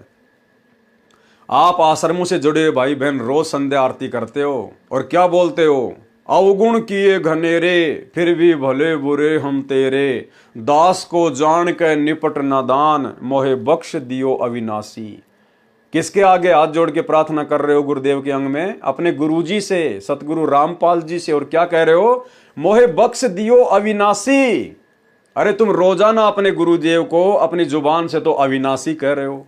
अविनाशी किसको कहते हैं? जिसका कभी विनाश नहीं होता, जो कभी जन्मता नहीं, जो कभी मरता नहीं, जो स्वयंभू होता है, प्रकट होता है। तो रोजाना तो तुम अपने गुरुदेव को अविनाशी कहते हो, लेकिन आप उनको अविनाशी मानते नहीं हो। अविनाशी तो आप जून के महीने में दाढ़ी मूछ वाली कबीर जी की मुर्दा फोटो को मानते हो। तो गुरुदेव को यदि किसी ने वास्तव में अविनाशी माना है और अविनाशी मानकर यदि उनकी भक्ति कर रहे हैं तो केवल साध संगति से जुड़े हुए सत्सेवक भाई बहन। जो जन्मता मरता है वह पूर्ण परमात्मा नहीं हो सकता। पूर्ण परमात्मा तो अविनाशी है। हनुमान जी ने कहा, हे ऋषिवर, मैं आपके वचनों से दुखी होता हूं, मेरी भावनाओं को चोट लगती है, आप अन्य विषय पर चर्चा करें। परमेश्वर कबीर जी ने कहा कि यदि कोई व्यक्ति गलत रास्ते जा रहा हो, वह उस रास्ते को ठीक मानकर चल रहा हो जो डाकुओं के डेरे में जा रहा है। यदि कोई सज्जन पुरुष उसको बताए कि जिस रास्ते पर आप जा रहे हो आपकी जान तथा माल को खतरा है, आगे डाकुओं का डेरा है, पहले मारते हैं फिर लूटते हैं, यदि वह व्यक्ति कहे कि आप मेरी भावनाओं को चोटिल कर रहे हो, यह कितना सत्य है। हनुमान जी चुप रहे परंतु मुस्कुराए, मानो कह रहे हो आप सत्य कह रहे हो। हनुमान जी के चेहरे पर शांति का चिन्ह देखकर परमेश्वर ने बताया कि श्री राम जी श्री विष्णु जी के अवतार हैं। पॉइंट पे ध्यान देना भाई और बहनों। जब गुरुदेव भगवान ने हनुमान जी को सच्चाई बताई, एग्जाम्पल दिया, तो हनुमान जी चुप रहे परंतु मुस्कुराए, मानो कह रहे हो कि आप सत्य हो। हनुमान जी हल्के से मुस्कुराए मन ही मन में कि बात तो बिल्कुल सच्ची है महात्मा जी की। तो कौन कह सकता है ये बात? क्या रामायण में लिखा हुआ है? किसी राम कथावाचक ने बताई क्या ये बात? राम कथावाचक तो त्रेता युग में हनुमान जी को ऋषि मुनिंदर जी ने अपनी शरण में लिया, कहीं कोई जिक्र ही नहीं है, किसी को पता ही नहीं है इस बात का।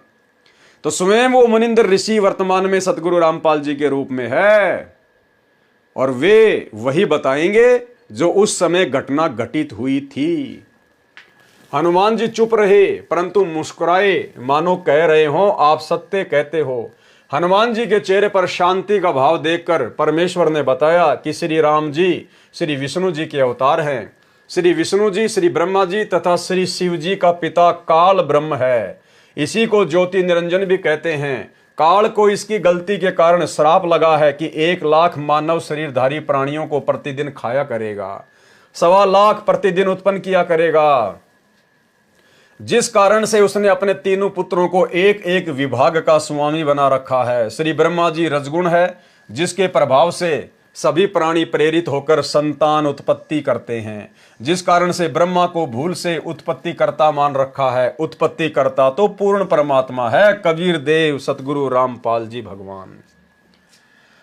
काल ने अपने दूसरे पुत्र विष्णु को कर्मानुसार पालन करने का विभाग दिया है।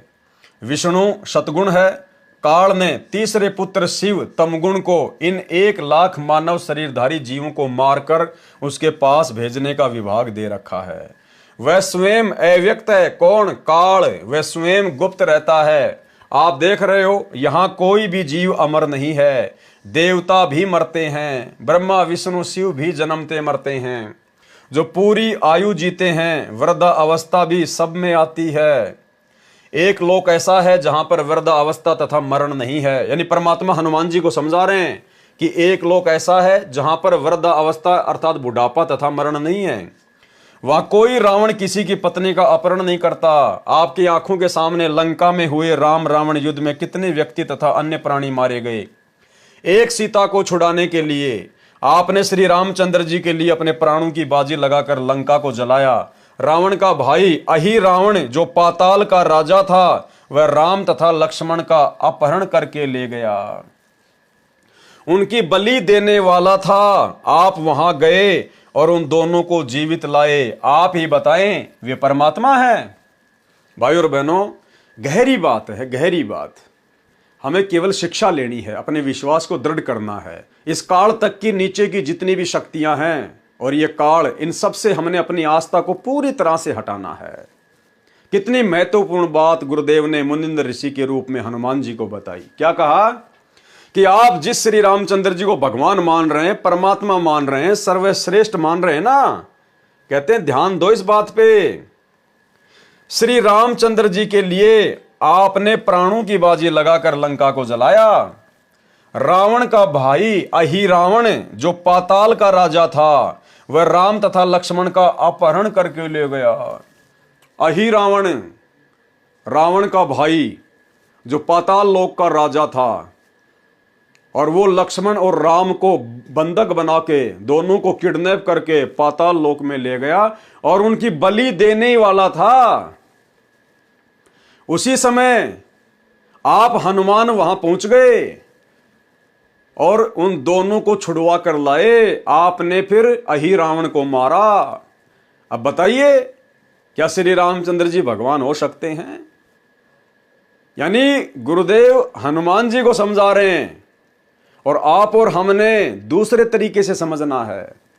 हनुमान जी को तो ये समझा रहे हैं कि भाई तू खुद राम और लक्ष्मण को अहिरावण की कैद से छुड़वा के लाया, तो सोच क्या वो परमात्मा हो सकता है क्या, जो खुद बंधन मुक्त नहीं हो पाया अहिरावण की कैद से, और तू हनुमान उसको जाके छुड़वा के ले आया? तो बड़ा कौन हुआ? वो तेरा श्री राम हुआ या फिर हनुमान तू हुआ, जिसने भगवान के भी बंधन काट दिए, जिसने भगवान को भी बचाया? अरे भगवान तो भगत को बचाया करता है, और हनुमान तू तो भगत है और तू भगवान को बचा रहा है। तो सोच, वो श्री रामचंद्र जी भगवान हो सकता क्या जिसको तू भगवान मान के पूज रहा है? हनुमान की आंखें खुल गई। और आप और हमारे लिए सबसे बड़ा पॉइंट ये है भाई और बहनों, कि उस समय वो हनुमान नहीं गया था श्री राम और श्री लक्ष्मण को छुड़वाने के लिए। उस समय श्री रामचंद्र जी को और लक्ष्मण को छुड़वाने के लिए हनुमान जी का रूप बनाकर सतगुरु रामपाल जी परमेश्वर गए थे। ये कबीर भगवान गया था। विचार करने की बात है। श्री रामचंद्र जी तो भगवान और हनुमान जी उसके भगत। अरे तो भगत ज्यादा शक्तिशाली होता है या भगवान ज्यादा शक्तिशाली होता है?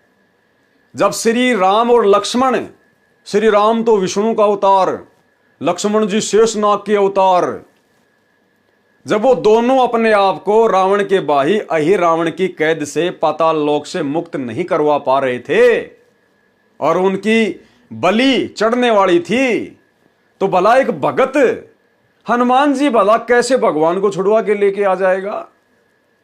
फिर तो भगवान से बड़ा हनुमान हो गया, भगत बड़ा हो गया फिर तो भाई और बहनों, अहि रावण की कैद से श्री राम और लक्ष्मण को हनुमान का रूप बनाकर समर्थ शक्ति आदि राम कबीर परमेश्वर सतगुरु रामपाल जी ने छुड़वाया।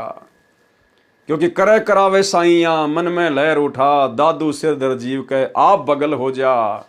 और आप और हमें और अधिक कैसे विश्वास हो, आप और हम भाई बहन प्रतिदिन रोजाना असुर निकंदन रमेणी करते हैं, असुर निकंदन रमेणी।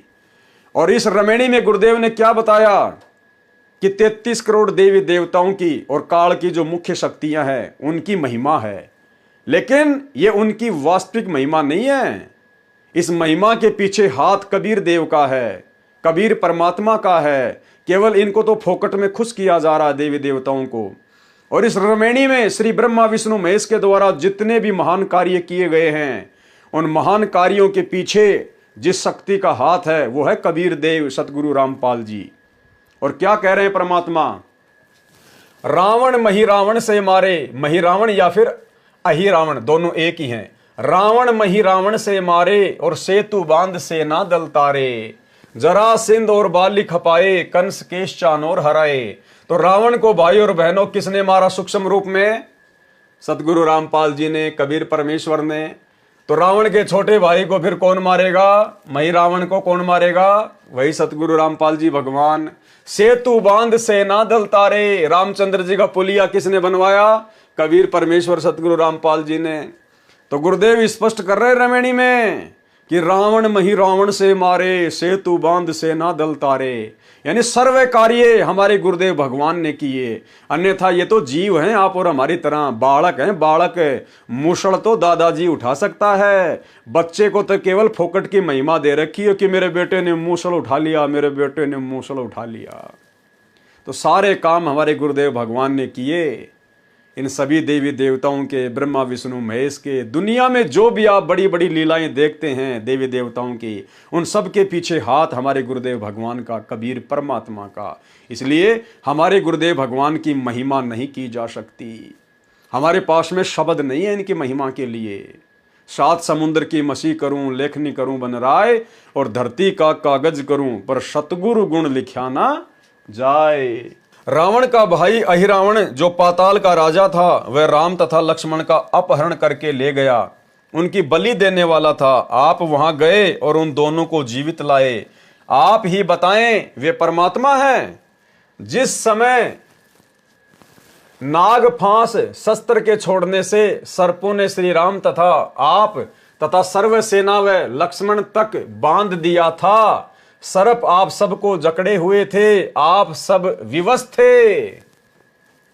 अब बताओ, अब हनुमान जी लक्ष्मण और रावण को पाताल से छुड़वा के कैसे ले आएगा? हनुमान जी भी असमर्थ है। जब रावण ने अपनी सिद्धि शक्ति से रामचंद्र जी की पूरी सेना को राम लक्ष्मण हनुमान सहित नाग फांस में बांध दिया था, उस समय हनुमान जी भी बिल्कुल सावधान होके खड़े हुए थे और चारों तरफ उनके सर्प लिपटे हुए थे, उनको जकड़ रखा था। श्री हनुमान जी अपने आप को बंधन मुक्त नहीं करा पाए, श्री रामचंद्र जी अपने आप को बंधन मुक्त नहीं करा पाए। और उस समय श्री रामचंद्र जी ने अपने वाहन से पुकार की, हे गरुड़ मेरी रक्षा कर, हे गरुड़ मेरी रक्षा कर। अब वो गरुड़ कहां से रक्षा कर देगा बेचारा? वो तो पक्षी है, वो तो भगवान की सवारी है। जब भगवान अपने बंधन नहीं काट पा रहा तो भगवान का भगत कहां से काट देगा? तो उस गरुड़ रूप में भी इसी समर्थ शक्ति सतगुरु रामपाल जी भगवान ने सबको बंधन मुक्त किया। और परमेश्वर ने फिर कहा कि काटे बंधन विपत्ति में और कठिन कियो संग्राम, और चीनो रे नर प्राणियों वो गरुड़ बड़ो के राम है। तो भाई और बहनों, ये सारी मिथ्या, ये सारी दंत कथाएं जो आज से पहले चल रही थी कि गरुड़ ने रामचंद्र जी को नाग फांस से मुक्त किया, रावण ने राम और लक्ष्मण को अहिरावण की कैद से छुड़वाया, हनुमान जी द्रोणागिरी पहाड़ को उठा लाए, ये सब फोकट की महिमा।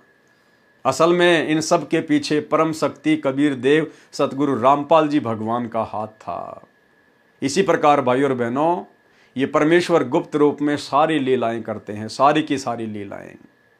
तो बताओ, अहिरावण की कैद से हनुमान जी लक्ष्मण राम को कैसे छुड़वा लेंगे जब वो खुद नाग फांस में जकड़े पड़े थे, अपने आप को नाग फांस से मुक्त नहीं कर पा रहे थे?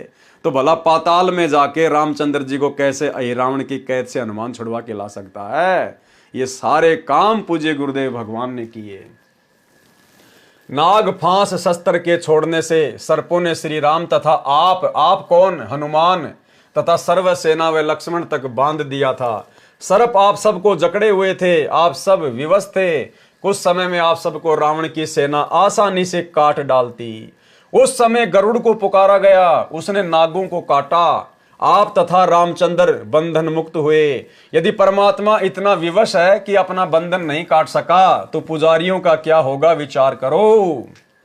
ठीक इसी प्रकार भाई और बहनों, इस एक लाइन को आधार बनाकर दास फिर से उन तमाम मंद बुद्धि भक्तों को संदेश देना चाहता है जो वर्तमान में अपने गुरुदेव सतगुरु रामपाल जी को मानुष समझ रहे हैं और उनकी जमानत के ठेकेदार बने हुए हैं कि हम गुरुजी की जमानत करवाएंगे, हम गुरुजी की जमानत करवाएंगे। कुछ एक बिहार के, कुछ एक कानपुर के, एक कोई पुस्तक वगैरह निकाल रखी है उन्होंने मुकदमों को लेकर, गुरुजी पर ये मुकदमे लगे, वो मुकदमे लगे। हमने क्या चाटना है उनको?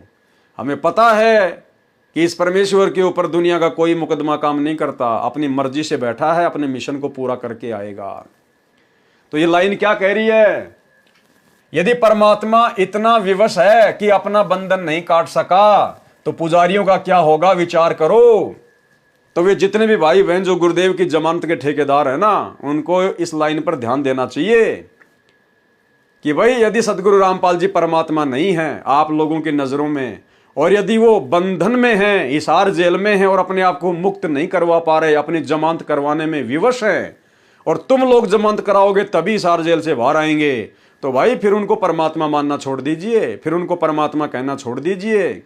फिर ऐसा परमात्मा किसी काम का नहीं जो खुद बंधन मुक्त नहीं हो पा रहा, फिर भला हमें वो परमात्मा काल के बंधन से कैसे मुक्त करवाएगा। और गुरुदेव तो कहते हैं भाई कर ले गुरु वकील मुकदमा भारी है।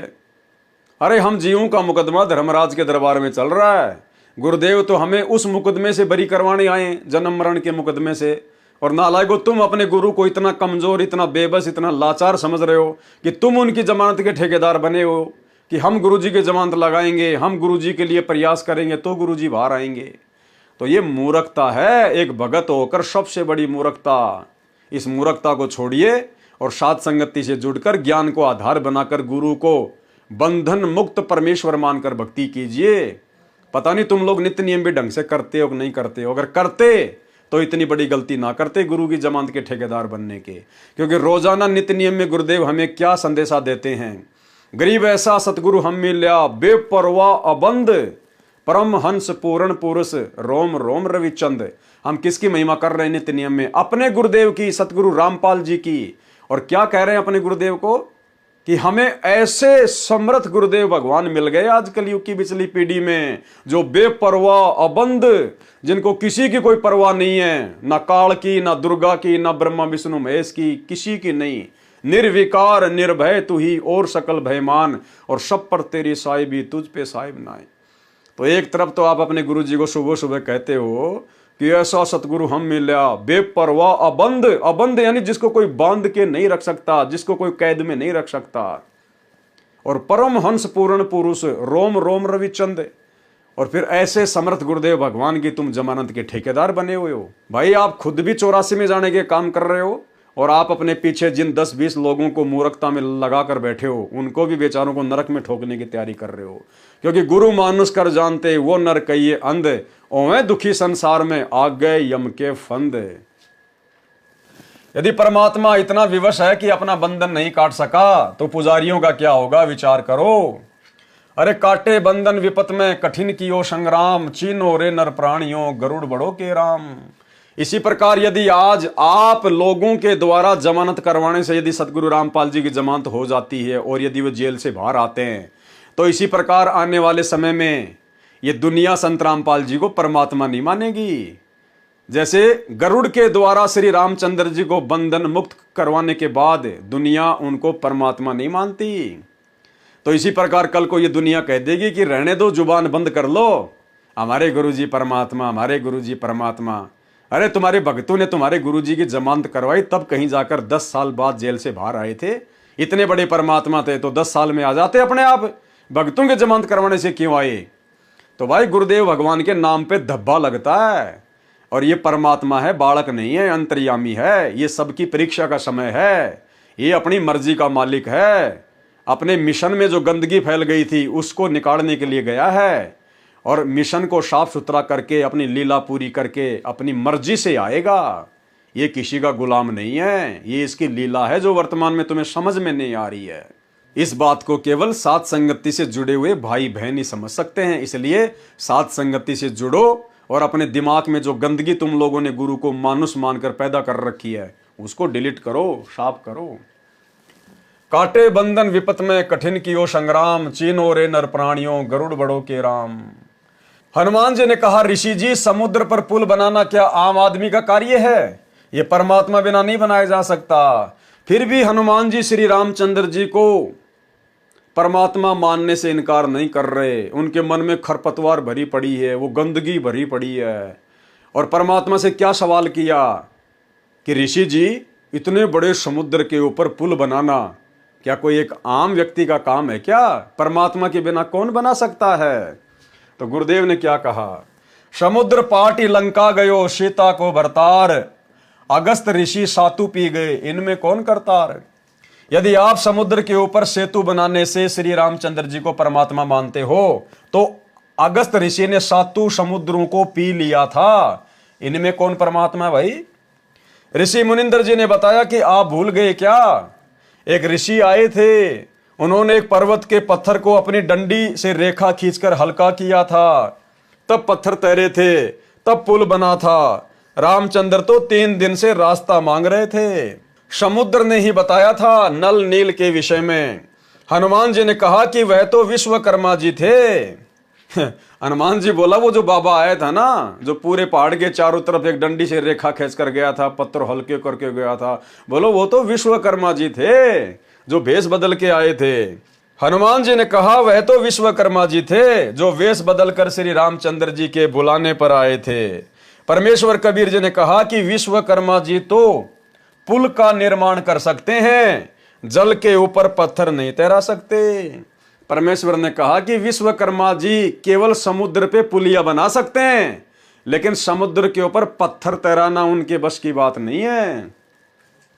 नल नील के हाथों में शक्ति थी, उनके हाथों से डाली गई वस्तु जल के ऊपर तैरा करती थी। उस दिन उनमें अभिमान आ गया था, उनकी शक्ति समाप्त हो गई थी। वह आशीर्वाद मेरा ही था। हनुमान जी ने कहा, क्या आप ऋषि मुनिंदर जी हैं? परमेश्वर जी ने कहा, हाँ। मुनिंदर जी ने कहा कि आपने अपने प्राणों की परवाह न करके राम के लिए क्या नहीं किया?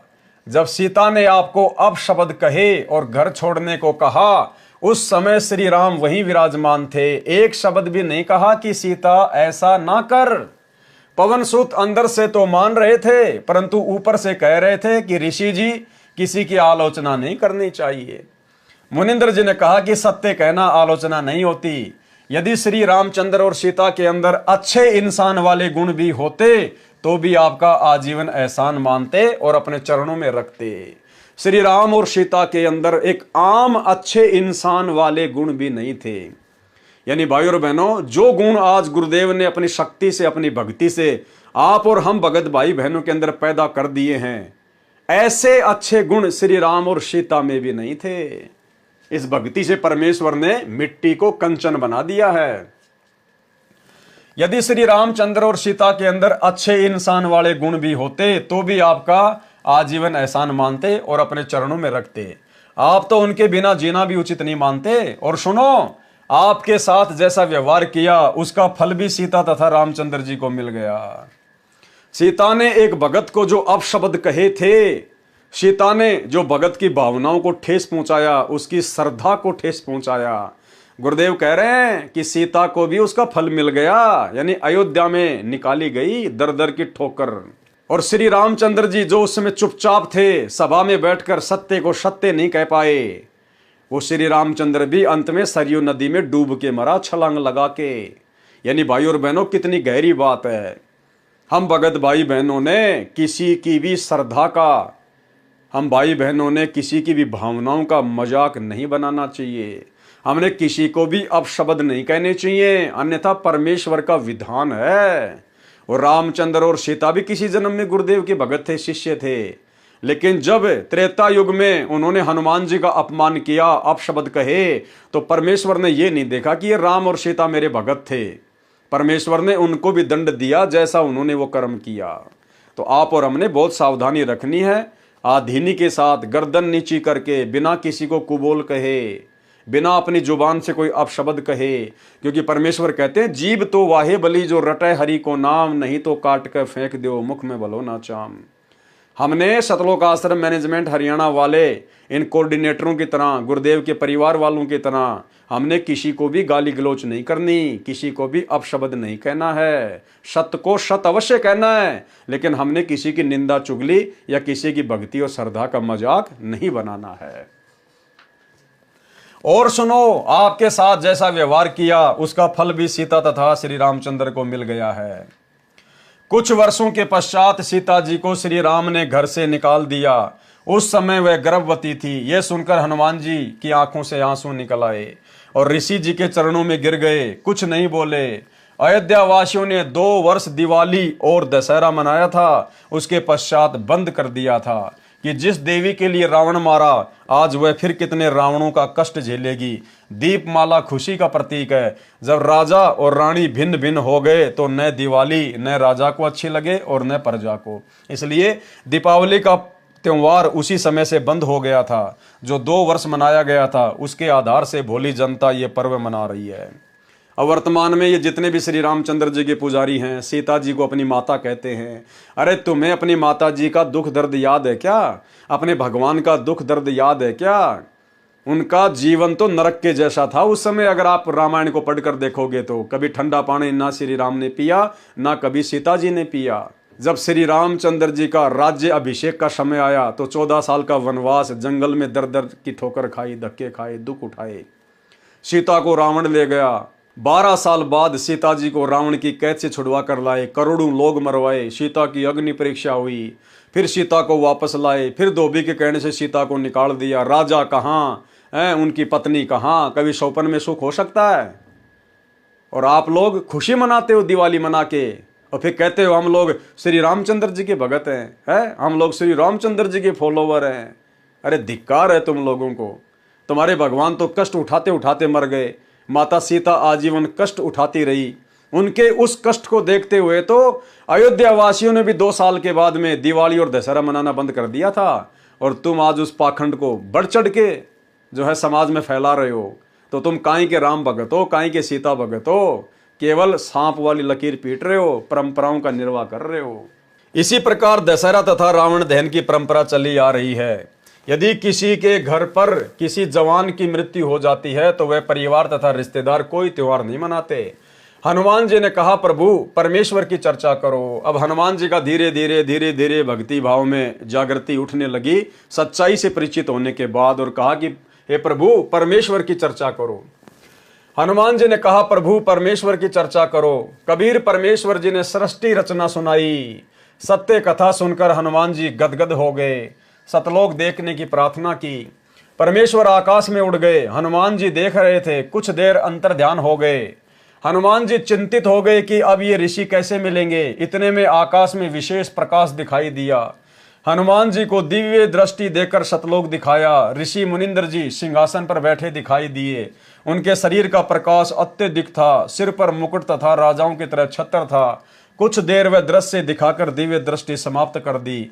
मुनिंद्र जी नीचे आए। हनुमान जी को विश्वास हुआ कि ये परमेश्वर है, सत्यलोक सुख का स्थान है। परमेश्वर कबीर जी से दीक्षा ली, अपना जीवन धन्य किया, मुक्ति के अधिकारी हुए। हनुमान जी मुक्ति के अधिकारी हुए, मुक्त नहीं हुए। इसलिए आप सभी भाई बहनों को दास बार बार कहता है कि वर्तमान में ये जो 4 युग का इतिहास है, सतयुग से लेकर वर्तमान तक का समय, इसमें कोई भी आत्मा पार नहीं हो पाई है। पार होने का समय तो ये कलयुग की बिचली पीढ़ी है, वर्तमान समय है। अब परमेश्वर उन सभी आत्माओं को दोबारा से जन्म देगा जिन आत्माओं को गुरुदेव ने सतयुग त्रेता द्वापर में अपनी शरण में लिया था। परमेश्वर कबीर जी से दीक्षा ली, अपना जीवन धन्य किया, मुक्ति के अधिकारी हुए। इस प्रकार पवित्र आत्मा परमार्थी स्वभाव हनुमान जी को परमेश्वर कबीर जी ने अपनी शरण में लिया। परमार्थी आत्मा को संसार तथा काल के स्वामी भले ही परोपकार का फल नहीं देते, परंतु परमेश्वर ऐसी आत्माओं को शरण में अवश्य लेते हैं। क्योंकि ऐसी आत्मा ही परम भगत बनकर भक्ति करते हैं और मोक्ष प्राप्त करते हैं। सांसारिक व्यक्ति जो परमार्थी को धोखा देते हैं वे आजीवन कष्टमय जीवन व्यतीत करते हैं। श्री रामचंद्र जी को अंत समय में अपने ही पुत्रों लव तथा कुश से पराजय का मुंह देखना पड़ा। सीता जी ने उनके दर्शन करना भी उचित नहीं समझा। बताओ, आप लोग अयोध्या में रामलला के दर्शन करने जाते हो और रामायण को आप कभी पढ़ते नहीं। सीता को जब अयोध्या से निकाल दिया गया था, उन्होंने श्री रामचंद्र जी का मुंह देखना भी अच्छा नहीं समझा। मुंह देखना भी, इतनी नफरत हो गई थी उनको श्री रामचंद्र जी से कि इसके अंदर तो एक आम सांसारी व्यक्ति की तरह अच्छे लक्षण भी नहीं है। तो भाई और बहनों, आज आप लोग उनके दर्शन करने के लिए अयोध्या जा रहे हो, अपना कीमती समय और धन बर्बाद कर रहे हो। इतिहास से शिक्षा लेनी चाहिए। श्री रामचंद्र जी को अंत समय में अपने ही पुत्रों लव तथा कुश से पराजय यानी हार का मुंह देखना पड़ा। सीता जी ने उनके दर्शन करना भी उचित नहीं समझा। देखते देखते पृथ्वी में समा गई। इस गलानी से श्री रामचंद्र जी ने अयोध्या के पास बह रही सरयू नदी में छलांग लगाकर अपनी जीवन लीला जल समाधि लेकर समाप्त कर दी। ना पत्नी रही, ना बच्चे रहे, पूरी अयोध्या में थूथू हो रही है। दुर्वासा ऋषि के कारण अपने भाई लक्ष्मण को मृत्यु दंड की सजा देनी पड़ी श्री रामचंद्र जी ने। इन सब बातों से दुखी होकर अंदर ही अंदर श्री रामचंद्र जी ने सरयू नदी में छलांग मार के आत्महत्या की। डूब के मरे, देसी भाषा में कहते हैं डूब के मरना और संत भाषा में कहते हैं समाधि लेना। यह है श्री रामचंद्र जी की अंतिम उपलब्धि। अरे जो श्री रामचंद्र जी वेदों के अनुसार साधना करते थे, उनकी भी अंत में यह दुर्गति हुई। सरयू नदी में डूब के मरना पड़ा, आत्महत्या करनी पड़ी। और आप लोग दशरथ पुत्र श्री रामचंद्र जी को ही भगवान मान के राम राम राम राम जय श्री राम, आप लोगों की कैसे मुक्ति होगी? कैसे हो रही है वर्तमान में? रोडों के ऊपर कुत्ते वाली मौत हो रही है। खरबूजे की तरह फूट फूट के लोग मर रहे हैं।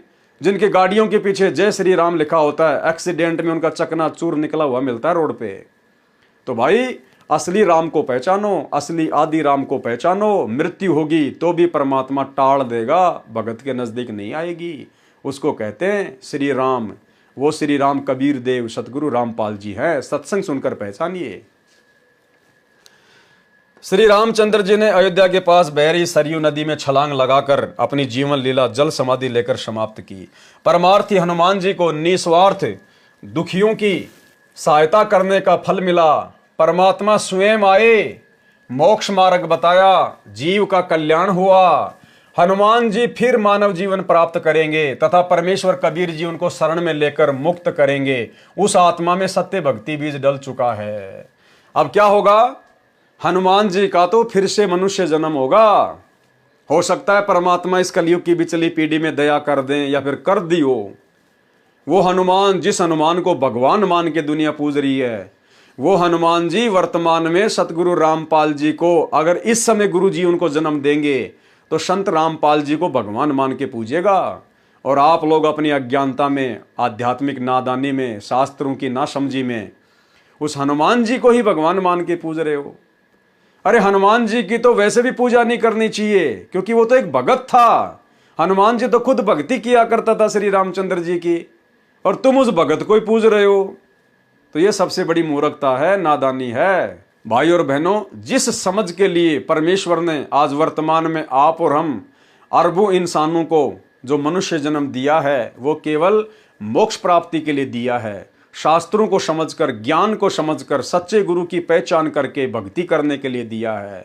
अभी मौका है, जब तक सतगुरु रामपाल जी के चरण कमल धरती पर हैं। भाई और बहनों, सत्संग सुन के अपना आत्म कल्याण करवा लीजिए, अन्यथा उसके बाद में दुर्गति होगी, दुर्दशा होगी। धरती पर कोई बचाने वाला नहीं मिलेगा।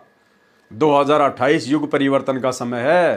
प्रकृति तांडव मचाएगी, हर प्रकार से प्राणियों को दुखी करेगी। त्राहिमाम मचेगा। कारण चाहे युद्ध हो, महायुद्ध हो, गृह युद्ध हो, बाढ़ हो, भूकंप हो, अनावृष्टि, अतिवृष्टि, सूखा, अकाल, महामारियां, कुछ भी त्राहिमाम मचेगा इस पृथ्वी पर। दाने दाने को लोग तरसेंगे। तब कहीं जाकर दुनिया को हिसार जेल में बैठे हुए संत रामपाल जी में पूर्ण परमात्मा के दर्शन होंगे। ये कार्य वैसे संभव नहीं है। तो भाई और बहनों, समय रहते समझ जाओ उस युग परिवर्तन के समय में अपनी कमर तुड़वाने से बच जाओ। अगर शरण में आ जाओगे, परमेश्वर आपकी भी रक्षा करेगा, आपके परिवार की भी रक्षा करेगा। अन्यथा आने वाले समय में अंधकार ही अंधकार है, दुर्गति ही दुर्गति है। तो हनुमान जी को परमात्मा फिर से जन्म देंगे, हनुमान जी को फिर से मानव जन्म मिलेगा, या तो वर्तमान समय में या फिर किसी अन्य युग में, जब भी परमात्मा की दया होगी, मेहर होगी। लेकिन आप और हमारे ऊपर मेहर हो चुकी है, दया हो चुकी है। आप और हम आत्माएं उस हनुमान जी से भी लाखों गुना उत्तम आत्मा है, जो परमेश्वर ने सारी प्रोसीजर को पार करवा कर, यानी आप और हम ना जाने कितनी बार हनुमान बन चुके हैं, कितनी बार श्री राम बन चुके हैं, कितनी बार ब्रह्मा विष्णु महेश बन चुके हैं। ये सारी प्रोसीजर पार करके आज आप और हम कलयुग की पिछली पीढ़ी में परमेश्वर के द्वारा अपने चरणों में लिए गए हैं। तो भाई और बहनों, अपने आप को कमजोर भी मत समझो और अपने आप को अहंकार में बहुत बड़ा भी मत समझो। ज्ञान आधार से परमात्मा का दास समझो। और ये सारे राजपाट, सुख, स्त्री, आनंद, फलाना दिखना, धन संपत्ति, राजा महाराजा, देवी देवता, ये सारे सुख हम भोग चुके हैं। ये सारे झूठे आनंद हम उठा चुके हैं और उस आनंद के प्रतिफल में उससे भी कई गुना ज्यादा दुख और नरक भी भोग चुके हैं। इसलिए हमने उन झूठे सुखों की तरफ ध्यान नहीं देना। आधीनी भाव से, दास भाव से गुरुदेव का दास बनकर अपनी भक्ति सफल करनी है और सदा रहने वाले अमर सुखों को सतलोक में भोगना है। तो भाई और बहनों, गुरुदेव भगवान की बहुत बड़ी रजा, बहुत बड़ी मेहर, जो परमेश्वर ने अपने कर कमल से लिखित पुस्तकों के ऊपर वीडियो बनाने की सत प्रेरणा अपने बच्चों को दी है। आज हमारा विश्वास गुरुदेव के आशीर्वाद से दृढ़ होता जा रहा है और यही दृढ़ता एक दिन हमें सतलोक का अधिकारी बनाएगी। तो आज के वीडियो में केवल इतना ही। कल रात्रि 8 बजे कबीर सागर के सरलार्थ के ऊपर एक नए वीडियो के साथ सभी भाई बहन फिर से दास के Facebook page Pawan Das is live के ऊपर लाइव जुड़िए। तब तक गुरुदेव भगवान हम सबको आज्ञा दें, इजाज़त दें, अपना आशीर्वाद दें। बंदी छोड़ सतगुरु रामपाल जी भगवान की जय हो।